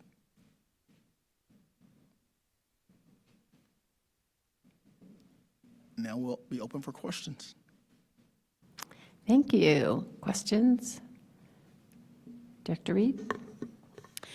You know, I sent this in earlier, and as I've looked at this again and listened to you present, I think I might have some theories on it. But one of the things that I keep running into very tenaciously is teachers in some schools feeling very much like the data is going to be used punitively, that learning walks will be punitive in some way, so they get really uptight about having people in their classrooms.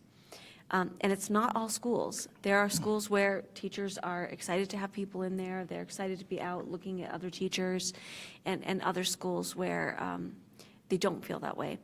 And I would say one of the places that I see that a lot is in title schools. I think there's a sense of, you know, as we talk about closing achievement gaps, and I think perhaps, and I wish I'd paid closer attention, that it's also possible that some of this is also coming from our middle school teachers and teachers where our data is not looking great. I think it is natural for teachers, because of who they are, to beat themselves up about that, and therefore automatically assume everyone else is doing the same. Plus, there are members of the public that are more than happy to beat people up for, you know, that I've said this before, that look at that data, look at that, fix that, you know? And I'm wondering, not necessarily for an immediate answer right now, but are there ways that we can better close the loop for teachers after we've gotten this information back, or that after we've done learning walks, to really help them see this is not punitive. This is just data that tells us we have work to do, not you have work to do, but we do. And how are we going to help you do that? Like I said, especially in those areas where, you know, you've chosen to teach kids that that are dealing with a lot of things that get in the way of their education. Do you know what I'm saying? So I'm just wondering, how can we do that better? We keep talking about trust in the district, and we've talked about building trust between the district and school leadership. How are we bringing our teachers into that and helping to foster trust with them? Thank you. Thank you for that. Go ahead. You want to go first? Okay. I think that one, I do want to acknowledge that anytime you're having individuals come into your classroom, I think there's always a sense of a feeling, and I think sometimes that we as educators are probably harder on ourselves than than others. I think one of the things that we are intentionally trying to do is we are reminding our principals and asking our principals to continue to remind their teachers that we are coming to be a support and we're learning together. I think that you hit on one of the things is, trust is built over time. And as we continue to do our instructional walks, it is really being intentional in setting those norms so that our teachers understand that this is really a support and we have to lead by example. And so one of the things is as we give feedback to principals and thinking about how can we continue to be of support is ensuring that our community superintendents are working directly with principals in how are we messaging this? How are we relaying this back? How are we showing support so that our teachers are feeling supported and not feeling that they are being, if they're feeling attacked or any other way, but just really being intentional in what support looks like. And I think one is always messaging, hey, this is support, but then the action as well.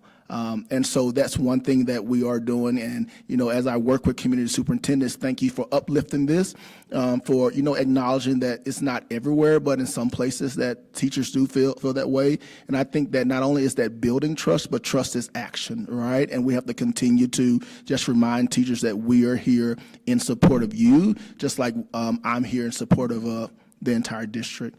You want to add anything to that, Renee? I think you addressed most of what I would say, but I can share with you too that we've thought about this a lot. I think anyone who's been a teacher working in a classroom understands how it feels when your boss comes in like this and is watching everything you do and writing things down. It's unnerving. It's unnerving now. So I believe we do understand the sentiment. We have a letter at least for the leadership learning walks. There's quite a few different learning walks that are occurring in our schools, but we have a letter that we ask the principal to send for the leadership learning walks to the entire staff before we come to the school to say, this is not evaluative. This is about us talking about how we understand effective instruction together to build our capacity around instructional leadership. So that's one thing we do. We write thank you notes to the teachers after we leave to let them know of something great that we saw in their classroom at the end of the learning walks. When we have our debrief and talk about what we saw, we never talk about specific teachers. We talk about trends across classrooms, and we talk about glows for the school and the strengths. And at the end, one of the questions I always ask the leaders are, what are you going to celebrate with your staff after this walk? What did you hear that you want to bring back and celebrate with your staff? And so that's always something that we make sure that we kind of stamp at the end. And we always pose the question, what do you need from us? Centrally. You have lots of central folks and other leaders in the room. What do you need from us? What's working? What's not? So it's an opportunity for us to hear on the ground too, how's it going with these new resources? So it's so much more about the support and building leadership capacity of principals with us than it is about any individual teacher. And I think what you said about closing the loop is really where we need to focus our energy and making sure that we're ensuring that that cycle, that loop is closed and there's that positive feedback provided and that people don't feel like it's in any way evaluative because it shouldn't be. I'm just curious, so if you go into a classroom and you do see something that needs improvement, how do you address it? The way we've talked about it is we have a debrief protocol where we sit in a circle, the school team just listens, and we say, okay, glows, let's all share with the school team things that we saw that we really want to lift up and celebrate because this is what they said they were working on. The principal usually will lead a presentation to say, these are our goals, these are the things we've been working on in professional learning, these are the things I would hope that you would see in classrooms as a result of our work. So when we come back, we share out as a group while the school team listens, what are some things that we saw that we want to celebrate that the principal said we might see in classrooms? So we just talk about it globally and people just kind of name things out loud. And then we do another round of, here's opportunities for growth for the school. What are some things that you saw that the school might think about taking action on or have some professional learning around or some next steps to follow up? And so it's named like, we noticed that if the school leader said, we are focused on greeting students at the door as a part of creating a sense of belonging for students, we might say one trend that we saw was, 3 out of the 5 classrooms that we went to, there were staff at the door to greet the students. We noticed 2 others, got hung up on this or that. So it's really kind of global trend type of data, if that helps, it makes sense. It's not specific, yeah.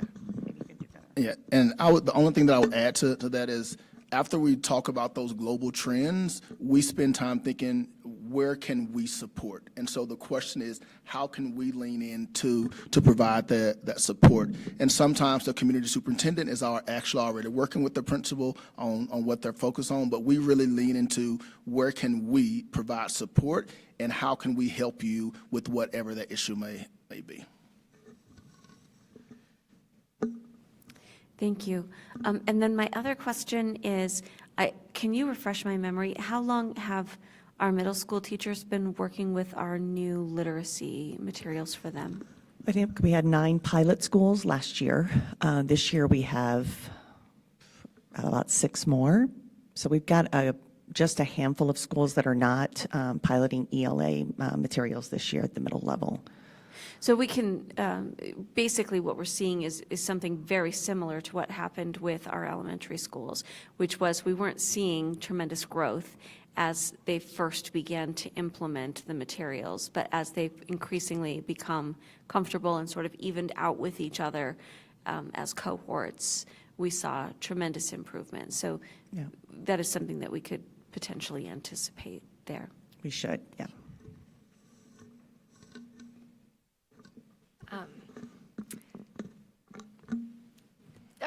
I'm going to follow up on that. Were you done? Oh, you almost look like you're going to keep going. So I have several questions about the report. In the past, and maybe Dr. Eaton can help me with this, I think in the appendices, we could see the cohorts and their trends, and it's not in this report.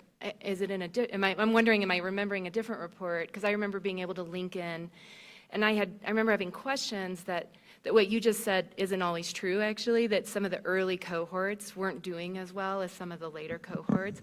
And the response was primarily they were in these Title I schools that don't trend that way, was kind of that. But so where is all the cohort data, especially aligned to the different curriculum adoptions and the years in which they were adopted? It's just missing. We can provide that in the monitoring report 1.3, which is around curricular materials and implementation. It's coming up soon, actually, in October, so we can provide some of that. But I've looked at some of that data. We did have a question from a community member around that. And yes, that initial cohort, that cohort 1 for our elementary literacy materials were chosen because they were some of our most struggling schools that we felt like needed materials with a lot more urgency. So they weren't, it's not just because they were title schools, it was because they were the most struggling at the time, and we felt like we needed to start there. And we have seen growth in those schools. Unfortunately, I don't know if you're thinking of the same message that we got via email from a community member asking about that cohort. We have seen growth in many of those schools, but when you start looking year to year, you're not talking about the same students. We also had COVID that happened right after we adopted those materials, very first year, so it really interrupted implementation. So there's quite a bit more to that story than would meet the eye, but I'm happy to share more in October when we present the other monitoring report. Yeah, and sorry, I didn't mean to make you explain that again. I'm really missing that the data aren't here, especially when they were in past reports. So it seems, in fact, we used to have a lot of appendices because I just remember linking to them and going to dig in. Okay. And similarly, and I know, and I went back to last year's report and I've been looking, comparing them. And also, we don't have any breakout by demographics. There's no breakout by school, areas of the district. And I know that we talked about this last year. The slide deck from last year, I don't know if you all remember this, because I think Dr. Kimmer did it. There were like these little people with the little lines that showed the differences and all the demographics. I have the slide right here. I mean, that wasn't in the report, but there were other details in the report that you could link to. And so I know last year we asked for that, and now we have less of it. It's not even, last year at least was included in the presentation. So we have like nothing that tells us how this looks across our district. It's just all at the highest level. So I'm concerned about that. I'm concerned that it's been taken out, and that we just don't have it at all, because I really don't know how we're supposed to understand this data without that kind of level of detail. I wonder what you think about that. Specifically for our subgroups and how they're being represented in the data? Just, yeah, there's no subgrouping in the data at all. I don't know what we'd call them, subgroups. I think this is feedback that we can take back and Definitely get the board some more data on disaggregated, and then Dr. Eaton, I'll let you jump in. Yeah, we have all that data, and we actually have the little people data as well. I think when Dr. Kim prepared this, she prepared this before she left, and I think she decided to make it a little different than prior years, but all that data is readily available, and we could get it to you in a Friday update, actually, if it's first. Yeah, we're happy to- Honestly, my concern is just that this was the exact conversation last year. Exact. We'll get that to you. We'll include it. We'll make sure to include it in future reports. And it's just not. So that's really my concern, is here we are again. And then kind of also along those lines, I was really looking at the challenges. And one of the challenges that comes up, no matter how we look at data across our district or any district in the whole country, right, is that there's always a gap in these demographics, and it's just everywhere. And every year, I'm like, when are we going to start doing something? When are we going to flood our Title I schools with resources? When are we going to incentivize those teachers so that they stay there and are tenured for a very long time in those schools? When are we going to do radical things? So I went back and I was like, what did we say last year? And I do have to say, again, if the two sections in the report on challenges is verbatim, exactly the same. We have in 2024 and 2025, the exact same 5, I think, challenges. There's a couple of edited words here and there. It's the exact same language. We're going to do the learning walks. We're going to, everything that we're saying we're going to do this year, we said we were going to do last year, focus on attendance. And so obviously it's the same problem. The problems persist. That's clear. That story is there. What I'm worried about is that the solution is exactly the same as 2024. I mean, we didn't even update the language in it. The slides are the same. And I'm not offended by using templates, especially for data analysis. That's great news. We can understand it better when we can see it. But I just don't know, as a district, what are we doing that's so radically different from last year to make any of these challenges better? And I don't know what they are. So.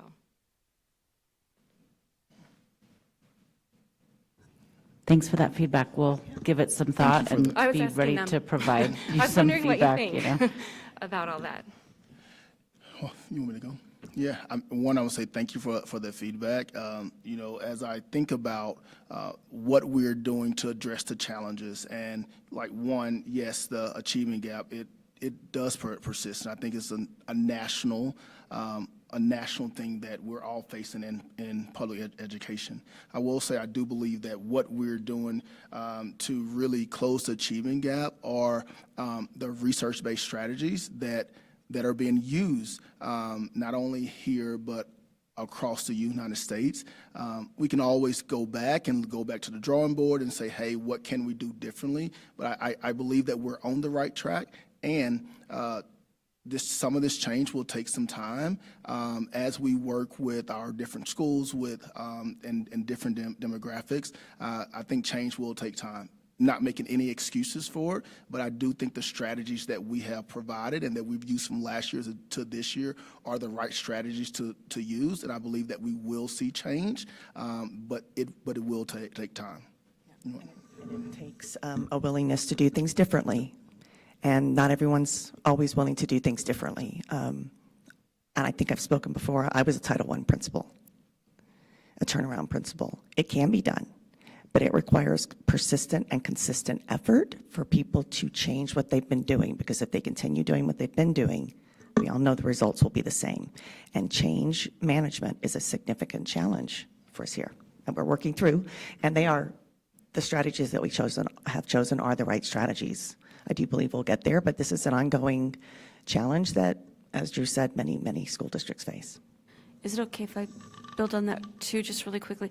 That is an area where disaggregated data would help, because we could look at it and say, you know, if we could say, yes, you know, these were the challenges and these were the things that we were working on last year, and when we look at these, we see growth, they remain our challenges, but we see growth, that would be great. If we look at them and we don't see growth, then we definitely want to know, well, then what are we doing differently? So. Thank you. Thank you so much. Thanks for being here. It's good to. As a teacher from a long time ago, those achievement gaps have been around for 30 years, and if anybody's found a magic fix to it, they would probably share those answers. I think we have some good news in the district around, at the high school level, around engagement in our CTE programs. It's promising when addressing some achievement gap numbers, especially around graduation rates. But I do know that it takes time, and it's taken a really long time for those gaps. They've existed for a long time. It's going to take a long time to address them. I have two questions. The first is, can you describe a sound wall? Yeah, we can. You want to? I thought you might ask that. I made some notes as he was going through that. In the past, if you've been in early ed classrooms, you might have seen word walls arranged with like these high-frequency words. We've called them sight words. And they're typically organized alphabetically. A sound wall is different in that it's organized by the sound, the way the sounds are produced in the mouth. So it orients a student to how the sound feels when they produce it and how it looks in their mouth. So it's just orienting students to the sounds and how they're produced with the mouth rather than an alphabetical list of sight words. Cool. And that's what I was wondering. I mean, that's what I was imagining. But I'm also wondering, how were teachers maybe supported in making that switch or making those adjustments in their classroom? Our teaching and learning team provides support around that, especially as they're implementing structured literacy. It is a key component of the structured literacy work. And we have got just a few schools left that aren't engaging in that yet. But it is professional learning and part of this resource within HMH that provides that support and guidance. Great. Is there any chance that that's a strategy they would use in maybe English language learner classes at higher level grades? Potentially. That's a good question. I'll have to ask about that. I hadn't thought about it in higher levels for English language learners, but potentially. I'll look into that. Cool. My other question, when we're looking at, things that we've done that have had impacts on academic success, I just want to lift up one thing. What slide is it? Maybe 19, is that there might be a role for increased academic parent engagement so that they feel better equipped to support their students, especially if their students are struggling. I think a lot of times parents don't know how to approach or how to support some academic struggles. And so if there is some parent engagement built in, that could potentially have a really positive impact on supporting students, especially ones who are maybe on read plans or a little bit behind in the ELA area. So I just wanted to share that idea. One of the things that we're doing this year is, I think many of you know, we're rolling out a dyslexia screener for kindergarten through third grade, so all students will be screened for dyslexia in December. We're pretty excited about this. And then in January, once we have those results from December, we are having a district-wide training day. We're bringing all of our K-3 educators in and discussing the results, and then providing coaching and kind of almost a script for how do you then share this information with families. How do you really talk about this? You don't just send a letter home and say, your students is showing signs of. No, we really want this to be a very intentional effort of communicating with families in a sensitive and impactful and helpful way. And so we're providing that training too. So that's one example of parent engagement. I also imagine that sort of engagement around academics would lead to some other trust and relationship building that goes on that we need to engage across Jeffco. So anyway, I think it has lots of good reasons. Director Kenworthy, I do also think it's important to note that Tara's team is piloting an academic partnerships model that we're starting small because there's a lot going on and people can only do so much. But we are, I think, starting, I think it's 6th grade and kindergarten. I'm not for sure. We can get more information on the details with a few schools where they're actually bringing families in at the front end of a transition year, a really important transition year, kindergarten and 6th, and having conversations with them about their students' like assessment data that we already have, and just sort of helping families understand where their student is beginning and giving them some strategies to help them at home to continue the progress. So we can get you some more information about that, but it's kind of this revisioning of like, maybe we should do back to school night differently. Maybe we should do parent-teacher conferences a little differently, especially in these like key transition years. So we can, I'll just ask Lisa to maybe take a note and get some information for you guys about that too. I appreciate it. Thanks for letting me know Yeah. that some of that work was happening. Yeah. Thank you. Thanks. Thank you guys for being here. We appreciate it. This is always really one of my favorite monitoring reports, so thank you. I want to go, first I also want to lift up that how awesome it is that we're screening for dyslexia. That's a huge win. It's a huge win, so thank you for that. I want to go to slide 16. It's kind of striking to me when you look at the data, how we see these kind of, I mean, Dr. Eaton, I know they're more than just green boxes, but a lot of green boxes, and then we get to our PSAT and our SAT, and it's a little bit more of a mixed bag in results. And so what should we, and maybe what should the public kind of take from this, and how are we taking this data and thinking about the high school level?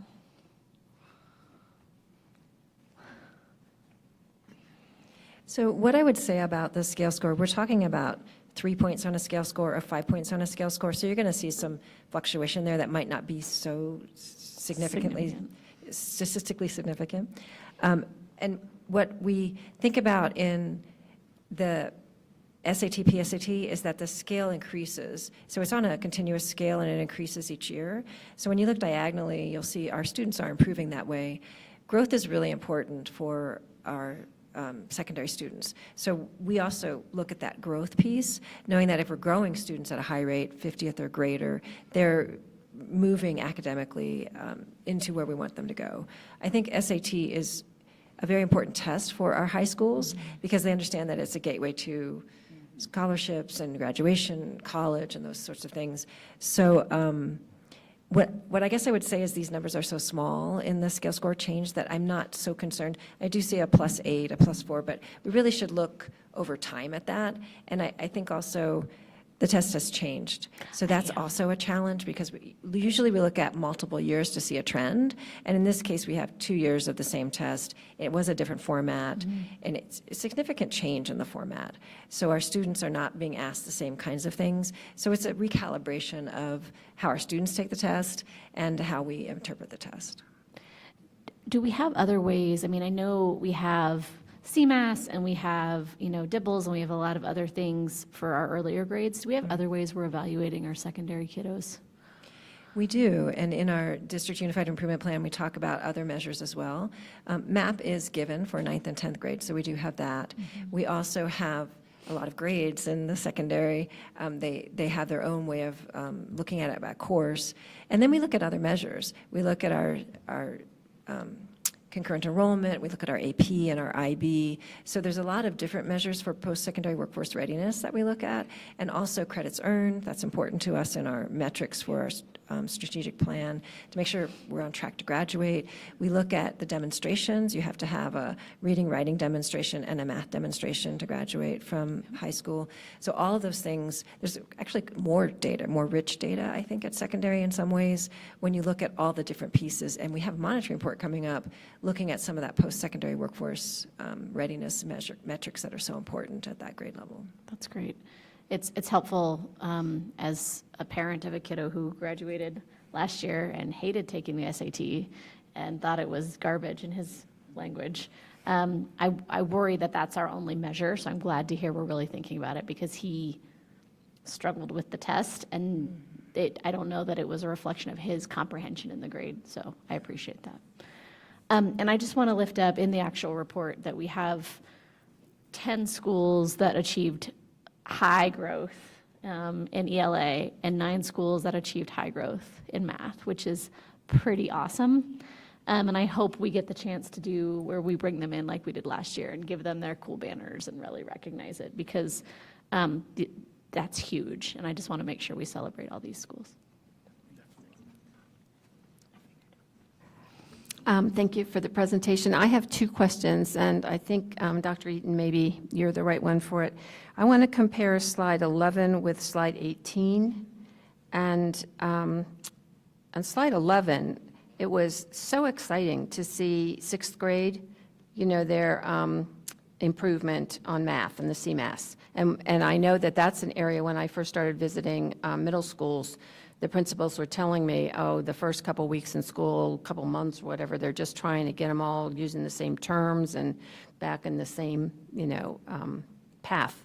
So I do think that this means our illustrative math is not causing a problem in 6th grade like it did before. But anyway, so 6th grade math on CMAS looked great. If we look on slide 18, which is the map stuff for 6th grade, it's not so good. And so I'm wondering how we would interpret that 6th grade really rocked it in CMAS, but didn't seem to be so good in map. So the map that you're seeing on the slide on, you said 18, is growth. So that's academic growth data, and the other slide is achievement on CMAS. So there's going to be a little bit difference there because growth is normed and achievement is a criterion reference test. So I would compare that with slide 15, because that is also growth. So that's looking at academic growth on CMAS and comparing academic growth on MAP. So I think it's slide 15 and slide 18 would be a comparison there. And I think what you're seeing in math is the map is a little bit different in growth, and there's a difference in the test and a difference in timing. So the end of your map assessment is given after CMAS, and we have heard about fatigue and test fatigue because they're taking those tests back to back. So this is the test that they take after CMAS. And then the other piece is that our CMAS has constructed response, whereas our MAP test does not. So there's a little bit difference in the way that kids are tested and students are tested. And actually CMAS is, I think, more challenging when you have to actually construct a response based on a mathematical concept. So I'm pleased to see that the growth is higher in CMAS because I think it's more comprehensive in the way that it's testing instead of a multiple choice over here. But it's a good thing to look at, for us to look at about the 2 different tests. Yeah, because I've always been highlighting MAP as much more helpful and useful and timely, and then this one looked like, maybe it's not so great. But thank you for that explanation. And then the other thing I wanted to ask you, since we're a really big district, we have a lot of students, and I know some of the districts in Colorado have 100 students or whatever. What is the significance, statistical significance of going from a 48 to a 49 or a 47 to a 48? Is it different for small districts and big districts, and how do we fall in there? Yes, student counts matter. So when you have very large numbers, you're going to get statistical significance much easier. So when we see a district our size, a 1 point or 2 point gain does mean more than if you're talking about a school with 100 kids. So, and it's also harder to move because we're sort of regressing to the mean in some ways. And so as a district, you have some schools go up and some schools go down every year, different schools, and the district kind of stays the same. So seeing that progress is very helpful. You'll see in our district unified improvement plan session next week that we're seeing that steady gain in our district performance framework. And that's a really positive thing when you see that. It looks like small points, but that's really helpful in a district this size. So I think that's a really observant piece that you should really think about, and you see huge fluctuations in the smaller counts. And the last thing is, I don't know if I've said this at one of the board meetings yet, but I'm working with some kiddos in my CASA work right now who I'm just trying to get them to school, the 14 and 17-year-olds.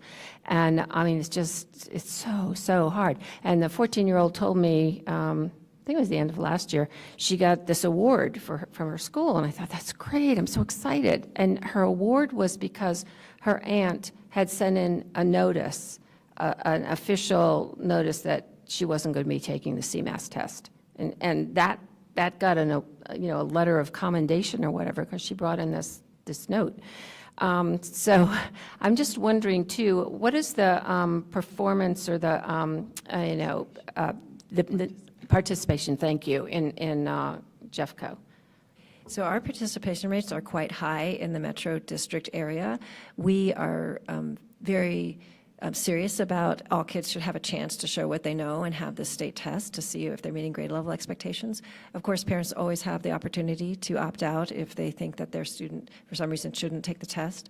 But we don't necessarily promote it. And if that's a school in our district, I'd love to hear a little more about that. Yeah, actually, I privately. need to clarify, it was not a Jeffco school, okay? It's not Jeffco. That's a relief, because we do support schools in saying that this test is important and that it is a part of our accountability. And we also support parents. If they don't want to take the test, they shouldn't have to have their student take the test. Okay, well, thank you very much. This was very helpful. Lots of good news. Excited about that. And it is now 6:53, and we will take a 15-minute break.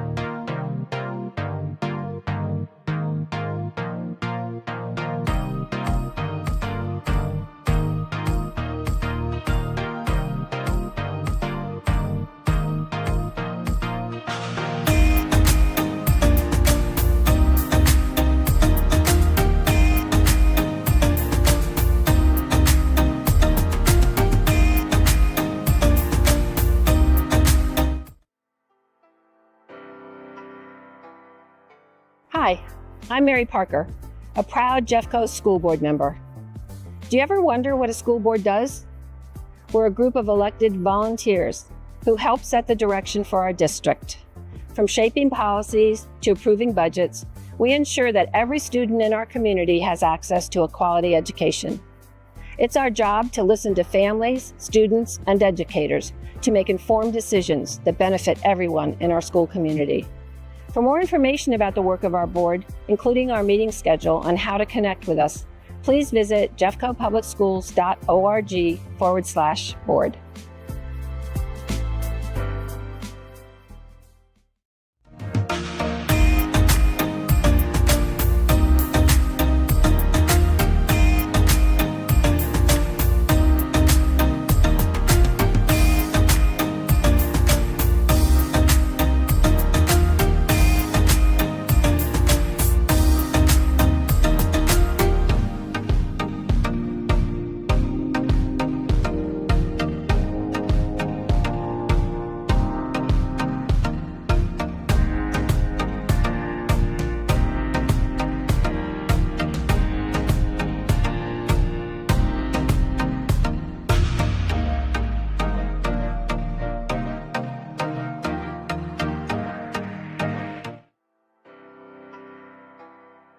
As a school board, we're responsible for overseeing the district's budget. Every dollar matters when it comes to providing the best education possible. We carefully allocate funds to support teachers, maintain facilities, and improve student programs. It's our job to ensure financial transparency and accountability while balancing the needs of students, staff, and taxpayers.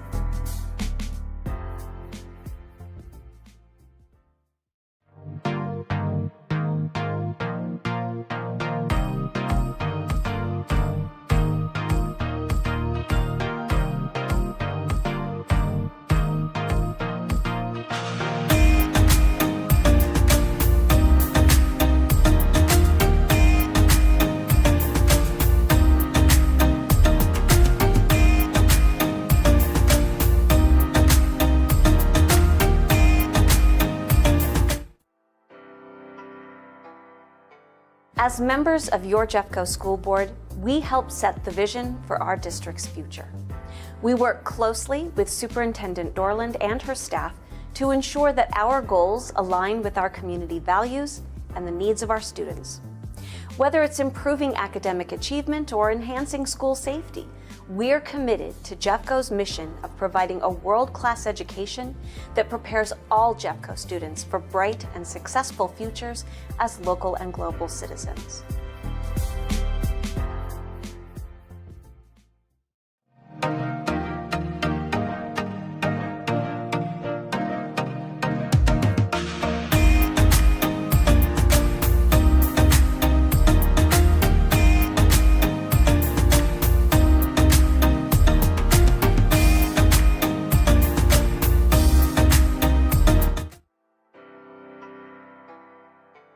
Community engagement is at the heart of what we do.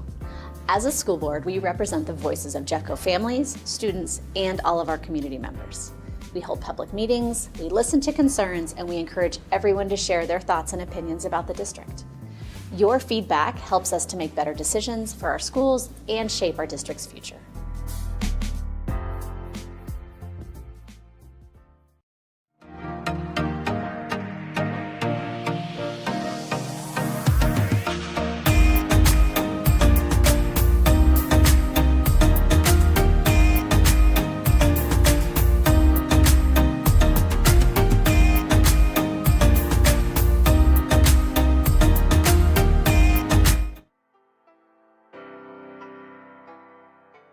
As a school board, we are committed to ensuring equity in education. That means making sure every student, no matter their background, has the resources and support they need to thrive. We develop policies and strategies to close achievement gaps, support diverse learning needs, and create an environment of safety, belonging, respect, inclusivity, and encouragement in every school.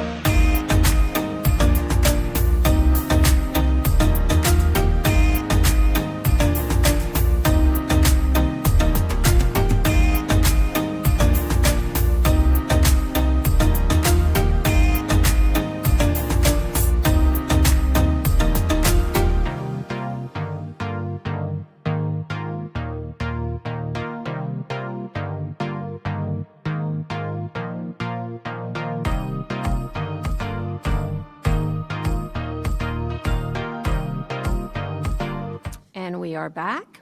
Our next item of study will be to receive information about recommended updates to enrollment policy JFBA and regulation JFBAR by Jeremy Felker, Executive Director of Student Data Privacy and Reporting, and Mackenzie Nickum, Director of Enrollment Services. Before I turn the time over to our presenters, is there anything you would like to say, Superintendent Dorland? Thank you. This is actually going to be a policy that we asked the board to approve next week or October, at your October regular meeting. So we're anxious for you to study it. There are, I wouldn't say huge changes to what we're thinking about, but some that are important for the board to be aware of and for our families to be aware of. So when they come choose their school, they know exactly how the process works. So with that, we'll hand it over to Mr. Felker. Welcome. Thank you for this opportunity where we could update you on recommended updates for policy JFBA and regulation JFBA-R. We are in our 8th year, entering our 8th year of Enroll Jeffco, and as part of every year, we take feedback from families and staff in regards to what are the issues, what are the inequities, and we review policy to determine the changes and the tweaks we need to policy to provide a better experience, a better process for our families. And so this is part of that review process that we review annually. And so with those recommended updates, it's my privilege to hand it off to Mackenzie, and I just want to thank her and her team for supporting Jeffco families and staff in processing almost 7,000 support requests this year during round 1 and round 2, as well as start of school. Thank you. So we are requesting that these are reviewed for vote at the next meeting. I think it says November 13th here. It might be on the October agenda according to the previous update, but to take effect for the 26-27 enrollment cycle, which actually opens in December of 2025. So that is why there is the timeline that there is. So some of you have seen the next few slides, are very, very similar ones, but we wanted to start with just an overview very quickly of how the lottery process works. The changes we're talking about are to the priority structure, and so it is more of kind of the buckets that we put applicants into in terms of the priorities they receive. But before you can think about that, you really kind of have to have an overview of how the lottery itself works. So we're going to run through that part here first. So when a family applies through Enroll Jeffco, at this point, any enrollment request is actually submitted through Enroll Jeffco. So whether it's a current year enrollment, future year enrollment, admin transfer, they've moved, any change in school happens through Enroll Jeffco. So it's very nice. It's a one-stop shop for families. If they're looking to enroll or change schools, it all happens in the same place. That's including summer school, part-time enrollment at JVA, Warren Tech, pretty much every program, including Jeffco Reads, so their programming as well. So this is really for future year. So once an application is submitted, the first thing we look at is that student guaranteed enrollment? There are 2 types of students that are guaranteed, and they are students that are currently enrolled at the school, and then K-12 students that have applied to go back or to go to their designated neighborhood school, whether they're attending there right now or not. After that, if they are not guaranteed, we assign them a priority, and those are outlined in the policy, and that is what we are going to be looking at tonight. And then just as a note, some of our charter or option schools may have different priority structures than what we're going to look at tonight, and those are outlined in their approved documents. And then each application is assigned a random lottery number at the time the app is submitted. So that is all system generated. Schools don't have any part in that piece. At the end of round 1, school staff input their available seats in each grade and program. So some of our schools have multiple programs, such as like a GT Center or their IB program. So they tell us how many choice seats they have available, and they utilize a wide variety of factors to calculate that availability, including how many neighborhood students they have coming, the number of families that have said they were leaving, and the staffing, their building size, right? All of those things factor into that. District staff run the lottery process for all schools. So there's always this misconception that schools can, right, they don't touch it. So that process is all managed centrally. And those applications that are received are placed in order by priority group first, and then by that random lottery number they were assigned when they applied. And then that first batch of offers that goes out, so those initial results, those are sent centrally as well. So that ensures that all families basically get those notifications at the same time. The batch takes a minute, so that's why I said basically. They're all in the same day within the few hours of each other. They get those offer notifications or those waitlist notifications on the same day. Hopefully, there it goes. So just kind of an example so you can see it visually. In this case, there are 4 third grade students that apply to the same school. You can see for each applicant, they have a priority group and then those random lottery numbers, which I know look a little crazy, but that's how we ensure that nobody ends up with the same number and we can put them in order all the time. And then the school has said we have 1 choice seat available, right? So there is only 1 spot open and one of these 4 students is going to get an offer. When we run the lottery process, you can see they shuffled order a little bit. So we had 2 applicants at the priority group 1.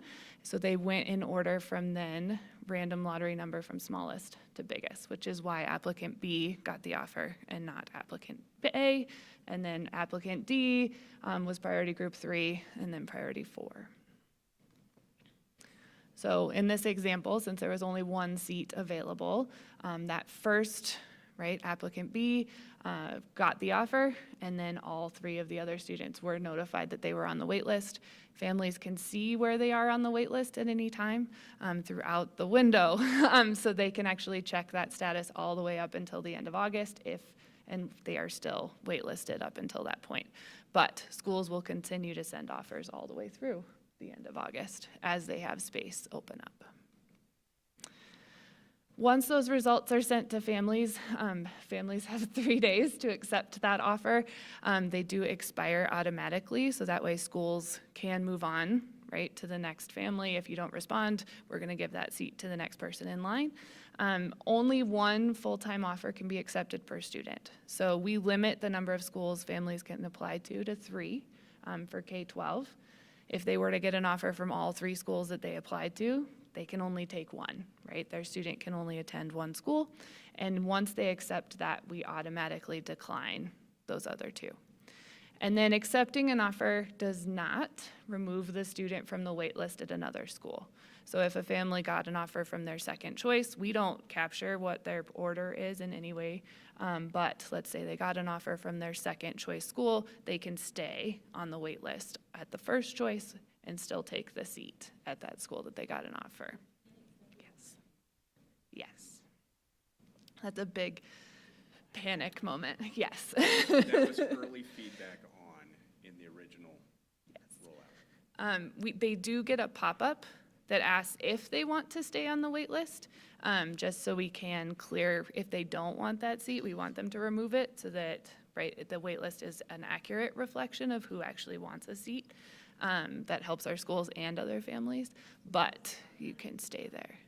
It's only if they get multiple offers at the same time. So through the lottery process, you could get really lucky and get an offer from 3 different schools. And so you can only take 1. Yep. And we don't let those others stay because otherwise they get really click happy and then they call us. So it doesn't automatically decline the wait list. Right. It automatically declines any other offers. And that came from historically when schools ran their own lotteries, we had parents that sat on multiple offers throughout the summer. And so other students did not have that opportunity to attend that school. And we don't have any option for the parents to say, this is my first choice, second choice, third choice. Is that something that they do anywhere that you know of? It's a different, so DPS does, but they actually run, now I'm blanking on what it's called. Enrollment zones? No, they run a different lottery structure where it's actually a match. So then those parent input priorities factor into how they match families up with schools, and they only get 1 offer, and they can't right, they have to re-enter the process and decline that if they decide they don't want that spot.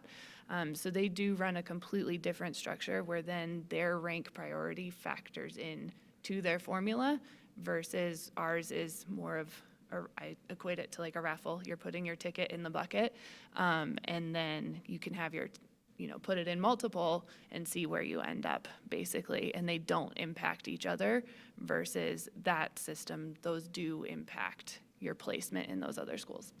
And in review of those systems, we receive feedback from parents as well as system administrators that a choice rank system has its drawbacks as well. And so there's not always a benefit in shifting to a choice rank system. Mm-hmm. The other thing we've found is families change their mind. So if they apply on the first day of the window in December, even by the time results go out at the end of January, they may have visited or gone to a sporting event or for play, and their choices may have changed. And so that's something I remind our principals a lot, is you don't know what their preferences are, and it may have drastically changed from when they first applied until now. So that gives you the chance. They're still on your wait list because they want to be there. So put that ball in their court and send that offer and let them respond. I was just going to say I wonder if this has come up for you all, that I have found confusing personally, like when you're on a wait list and you go to check and you've dropped.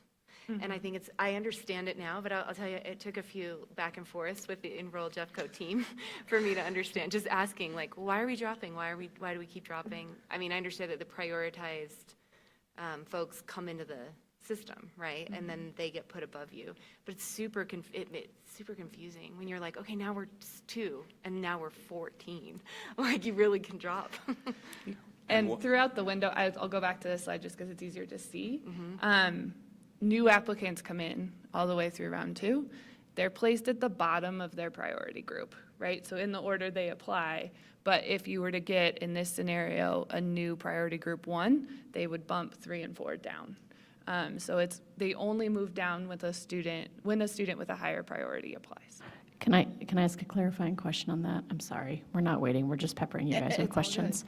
I was under the impression that it didn't matter what day you applied in that cycle. In round 1. So we take every application from this year it's December 2nd through January 9th, and all of those go in the lottery process. After that, the time starts to, right? So if you apply in February, it looks a little different than if you apply in August. I literally got this question last night from a parent, so thank you. And one of the feedbacks that we did receive early on was parents wanting transparency in where they were in the waiting list. So even though it's not always comfortable to explain that to parents on that movement, we're very transparent in the process. Many school districts, and including early on when we had choice enrollment, the schools did not share that information. And so parents were often left in the dark. So that was feedback we had early on and to improve the process for parents. While we're asking questions in the middle, what about parents who want to get in a GT program? They have to apply, and how do they fit in the enrollment? So GT centers are managed separately from their regular education classrooms.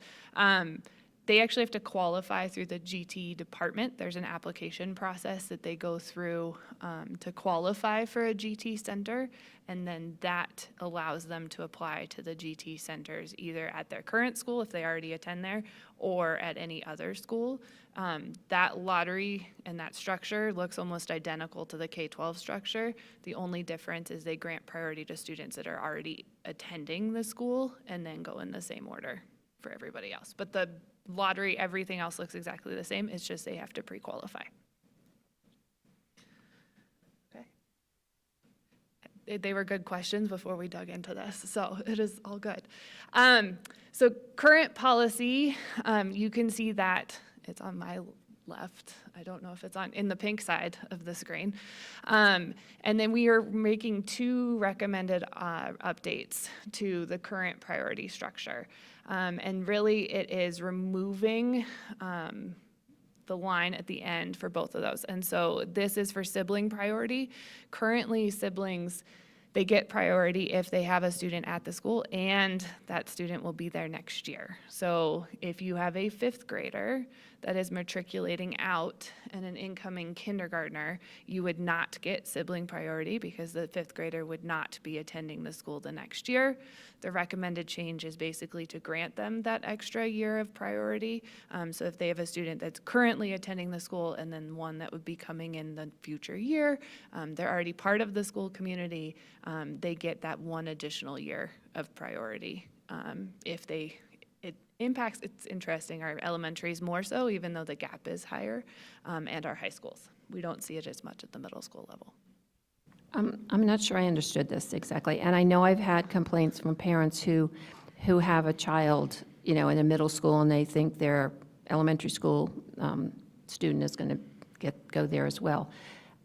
So explain to me again, if this family has a child in the middle of the middle school, so they'll be there next year, they don't have They would still get priority. as long as they're going to be in the school that next year. That's the piece we're removing. So regardless, as long as they have a student that is currently attending that school, whether they will be there the next year or not, they would get sibling priority. So let's say you had an 8th grader who's not going to be at that middle school next year.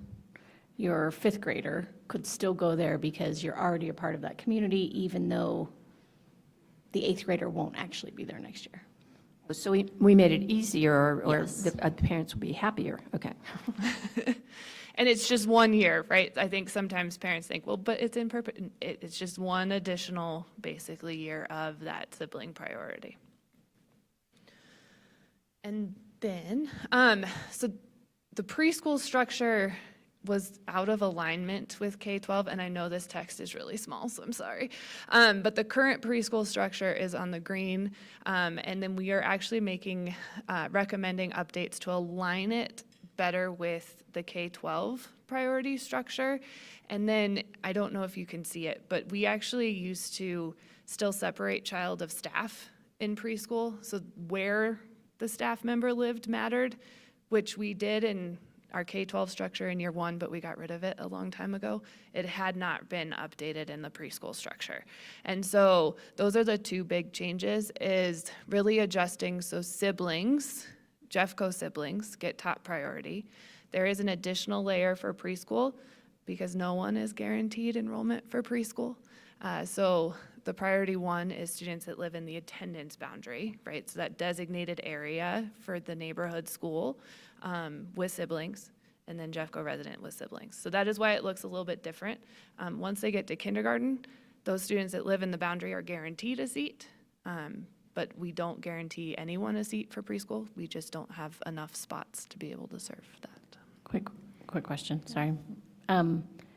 Norma Anderson and Campbell do not have boundaries. Right, so that's the or, which is really hard. But so students applying to an early learning center, which is Anderson and Campbell, would get that priority if their neighborhood school doesn't have a preschool. So if I live in a neighborhood that my school doesn't have preschool, right, then I would get priority to Campbell or Anderson. I have a question about number 3, students who are the child of a staff member. Yep. What was the previous priority? So they were, it was 3, but it was Jeffco resident and staff member. Actually, it was 4, sorry. Jeffco resident and staff member, and then there was an out of Jeffco resident with a staff member. So we're combining the 2. And then we did move it so that it is in direct alignment. Whoops, I went too far. Sorry, with K-12. So K-12, it's siblings and then children of staff. Preschool would then be siblings and then children of staff.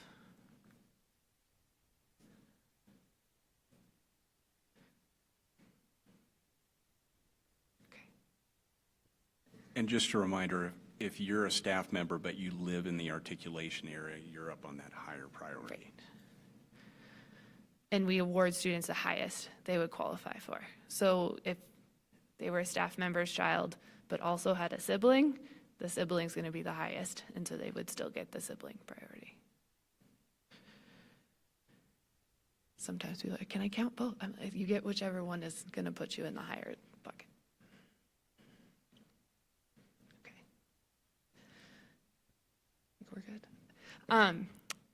These are updates to JFBAR, which is the regulation.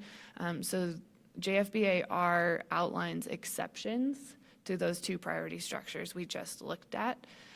This one is specific to Warren Tech.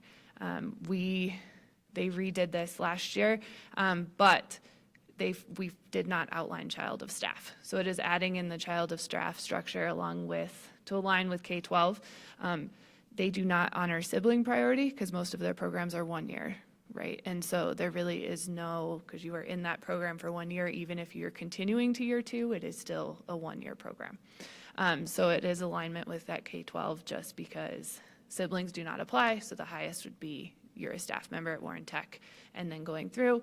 The other updates to this is for priority 2, adding some more specific language around what currently attending a Jeffco school means.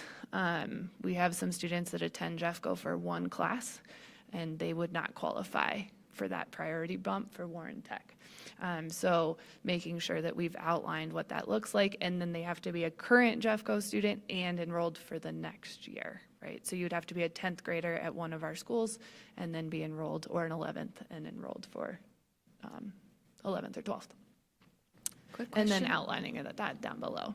Down below, if I read that the way that it is with that strike through, students. So Warren Tech staff used to be in that group, but it didn't make sense. So we're fixing that and putting it up above. Okay, well, it's just the way that it's phrased. Students.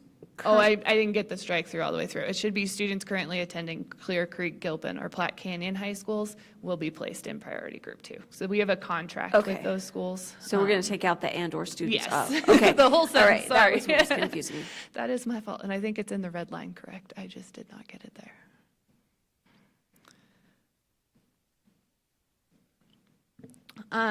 There's one more Warren Tech update, and it is because of licensure or certificates that students can earn.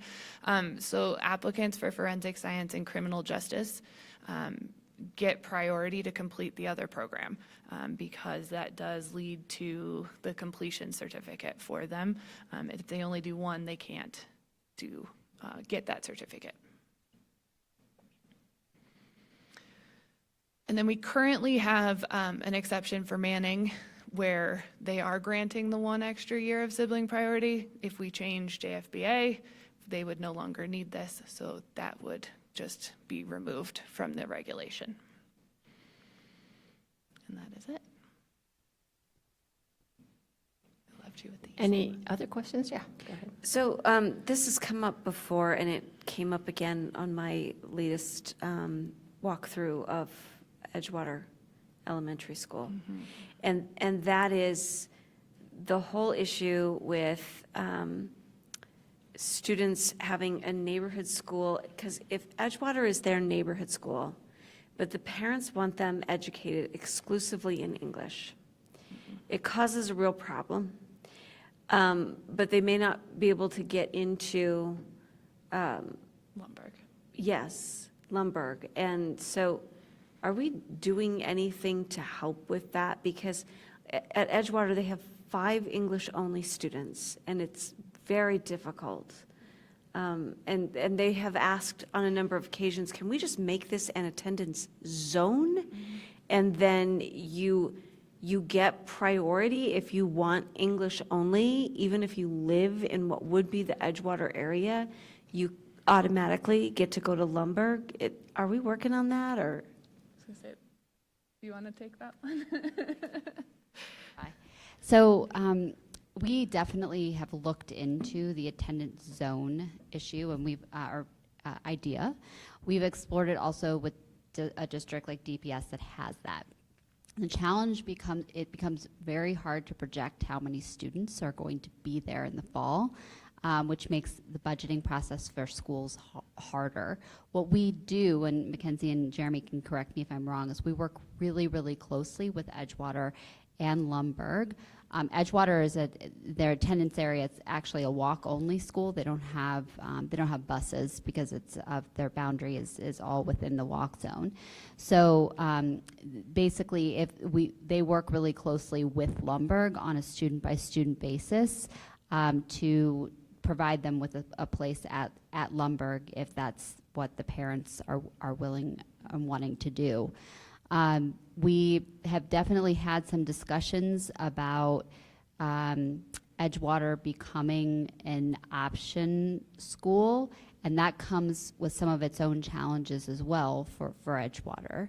And so it was part of the discussion we were having in the spring that hasn't gone anywhere necessarily, but we have continued to let them know that we're open to having it, and there are some challenges logistically that come along with it. When you no longer have an attendance boundary, first of all, we would have to widen, like that means that we would anticipate we know that our kids would continue to go to Edgewater, but like Lundberg would be the home attendance boundary for all the kids. Well, Lundberg can't hold necessarily all the kids. And over time, not having an attendance boundary can also hurt your enrollment. So it's a complicated situation that we continue to discuss. We felt pretty good about the principals' ability to work with each other and with our community superintendents on this particular issue that you're speaking to. There is also a priority built in JFBA-R right now that does grant families that live in the Edgewater area and want to attend Lundberg for all English an additional priority, as well as vice versa. So if they want to go to dual language and go to Edgewater, we did build that in. It hasn't made a huge impact, but we are trying to do some things, and it's an ongoing conversation.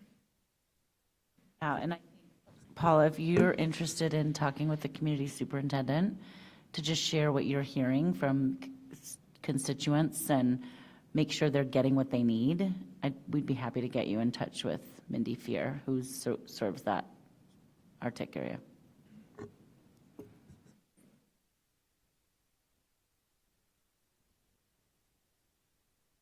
Okay. Thank you very much. Appreciate it. Thank you. So for our final item this evening, it will be a discussion on district policies related to library materials. In the 2025 legislative session, new legislation was passed that requires school districts to adopt policies in two key areas. First, how library books are selected, and second, how challenges to library materials are reviewed. Senate Bill 63 also outlines specific steps that must be followed whenever a challenge or reconsideration is requested. On August 1st, district staff posted draft policy language for public feedback. The board then received an update on that draft at our August 21st study session. Since then, adjustments have been made based on the feedback we received from stakeholders. Tonight, the board will review and discuss the updated policy language with the intent of taking a formal vote at our regular meeting on October 16. Before I turn this over to the members of the board, anyway, to our I think I can presenters. explain that, because this was just pulled off consent. Oh, okay. Right? So the idea is that you all may have some either questions for us or discussion you want to have among yourselves. Oh, Yeah. I see. I think So we that's what just that ask questions of you. Okay. Superintendent Dorland, is there I would anything you'd just like to add? say, I think you're very familiar with why we're doing this, given the new statute that passed, and we've had lots of conversations about this topic, and I'll let Ms. Tolleson take it from here. Get the show on the road. Okay. Okay, thank you. And there's not much of a show other than our offer to, so the slide deck that's in with the materials is the same one you saw when we presented in August. As you recall, that this had been on for public comment, and we've received some public feedback and largely made adjustments that align to it, and we can talk about any of those if it'd be helpful. But otherwise, this was going to be on consent on September 11th. Even before that meeting was canceled, we had become aware that I think at least one board member wanted to pull it for more robust thinking or discussion. And so we're really here around that being pulled from consent. And one of my questions, I may have been that board member. was just how did we go through the process of getting comments? I'm sure we all got at least one email from someone who was like, how are you going to vote on it when you haven't even seen what the comments are? So I would just love for you to explain maybe to our public the process that you all went through when you looked at the comments and how you considered them. Yep, absolutely. So when we post policies for public comment, and we're continuing to talk right now, how do we make that more transparent? How do we get it out more? You'll see in the future, it's going to be going out more in our community updates and Team Jeffco brief, in addition to already going to our associations and going to you. And when those come in, they come into, legal@Jeffco, the mystery email box. But so in this case, they were shared both with Renee and her team and with us in legal. And when we made adjustments and corresponded generally back to the members of the public that were asking. And one of the things you'll see, I know there's a lot of attachments, but you'll see one labeled feedback on library policies, and it sort of tells in one column, hey, here's what the feedback was. And in the second column, what did we do about it? Either if we didn't make an adjustment, it'll say why. Like somebody asked, hey, why doesn't this give more details on who's on the committee and how long do they serve and what's their job and how often do they meet? I said, well, those kinds of operational details don't typically go in policy. Or some of the things they wanted, where are the rubrics, or things that are robustly built out in Ms. Nicothota's space. Again, doesn't go in the policy. But they made one suggestion. They said, why do only parents get to appeal, for lack of a better term? We said, oh, let's make that adjustment. And so now it's kind of I hate to talk about it in sides, right? But that either the DTL who selected the material or the parent, if they're unhappy with what happened at the school or the committee level, they both have the same right to take it up.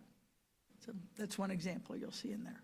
Another example of feedback we received was, why does it have to be a parent of a child at the school? And that is actually in the legislation, the new legislation, so we don't have any leeway on that one. Right. So we're not able to make that. And we had several requests that didn't align with the statute that guided the work that we did, right? Overall, though, I felt most of the feedback was very reasonable, and we tried to accommodate most requests as best we could. When we had the presentation last time, I had asked if we could see the rubric, and the response is we'll have to clean that up before we can share it publicly. And then I asked, could we post it to the public? But I still don't have it. I don't think any of us have it. Not just me. It's not shared in the materials here. We can get that to you in a Friday update, but after speaking with the library services team, they were hesitant to post it publicly. It is their intellectual property. So I think that was some of the hesitation, but happy to share it with you all internally so you can see what the rubric has on it and how decisions get made with it. What do you mean it's their IP? Isn't it the district's IP?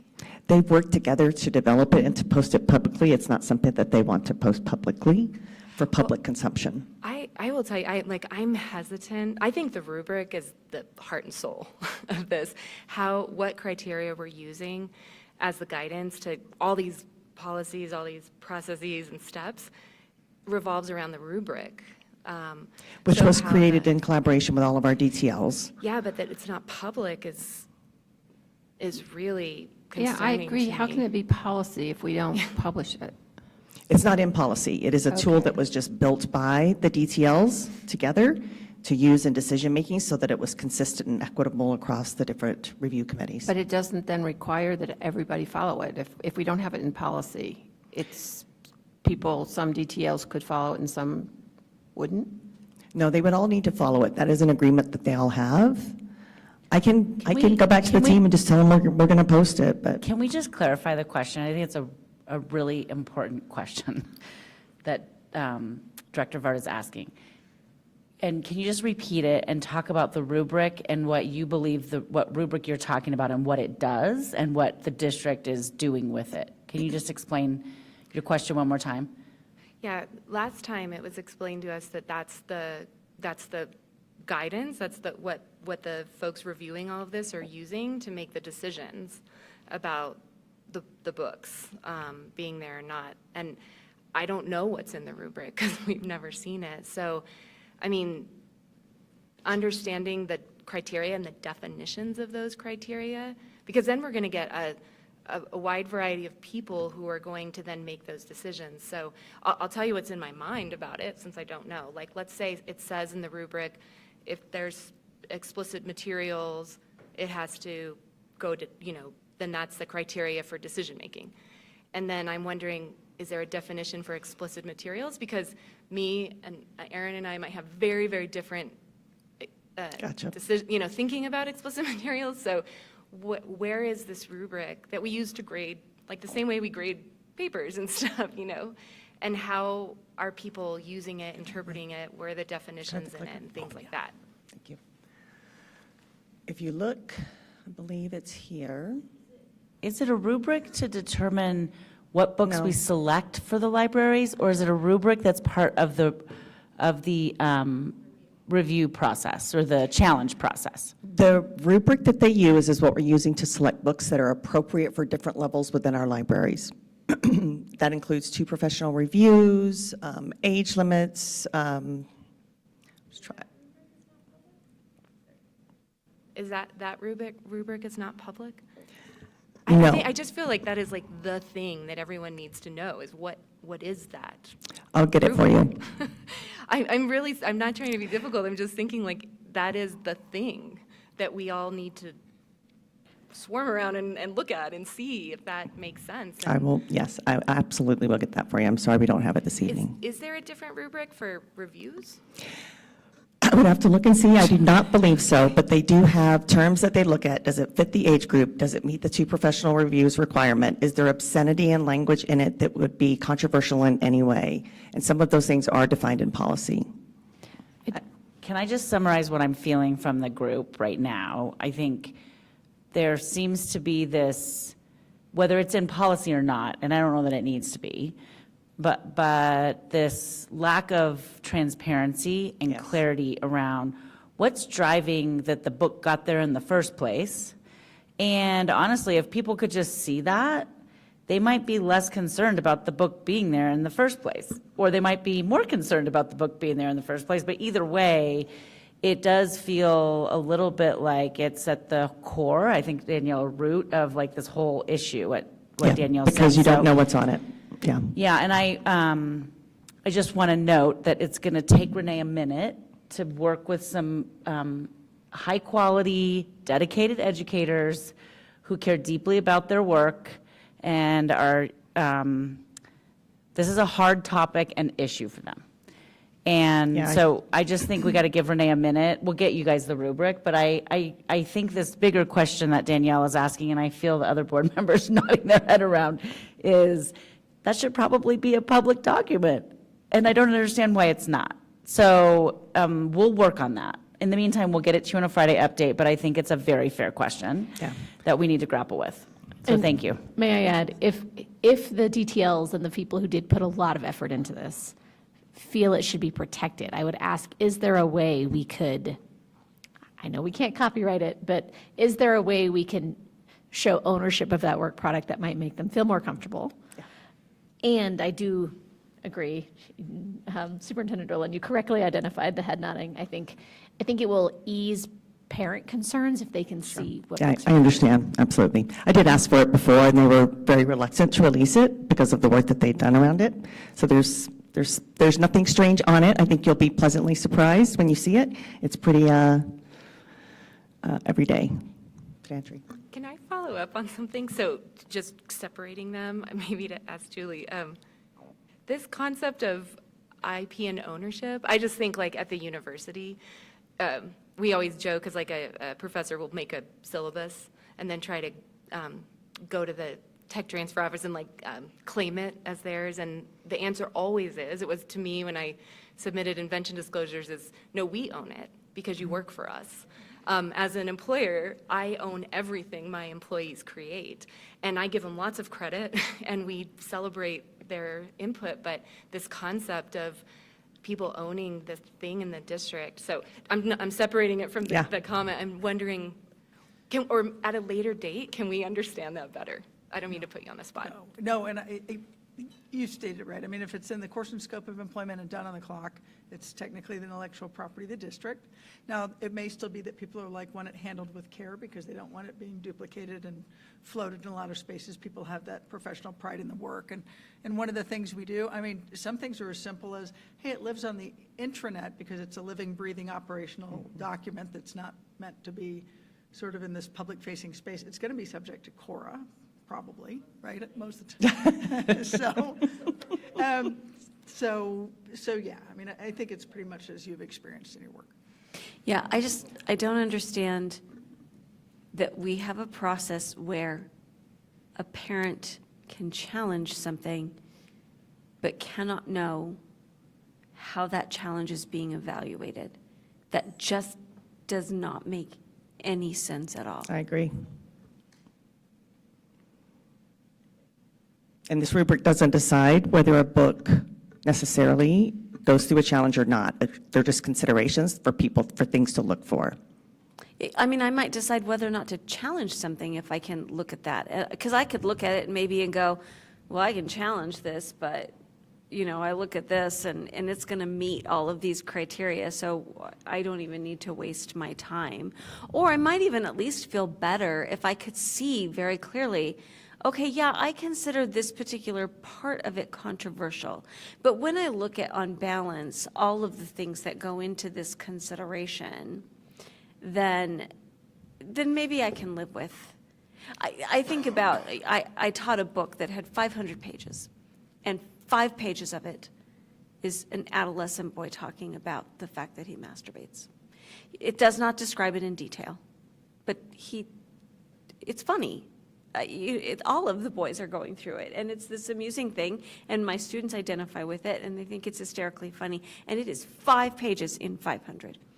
If I could look at all of the other things and go, you know, they took all this other stuff into account, maybe I can live with those 5 pages.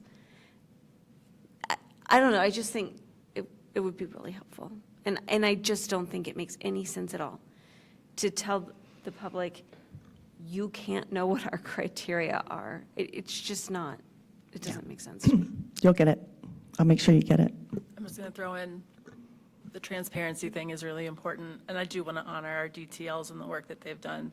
But I also think this might actually alleviate some of the concerns that they are fielding because the process is transparent. Okay. Thank you.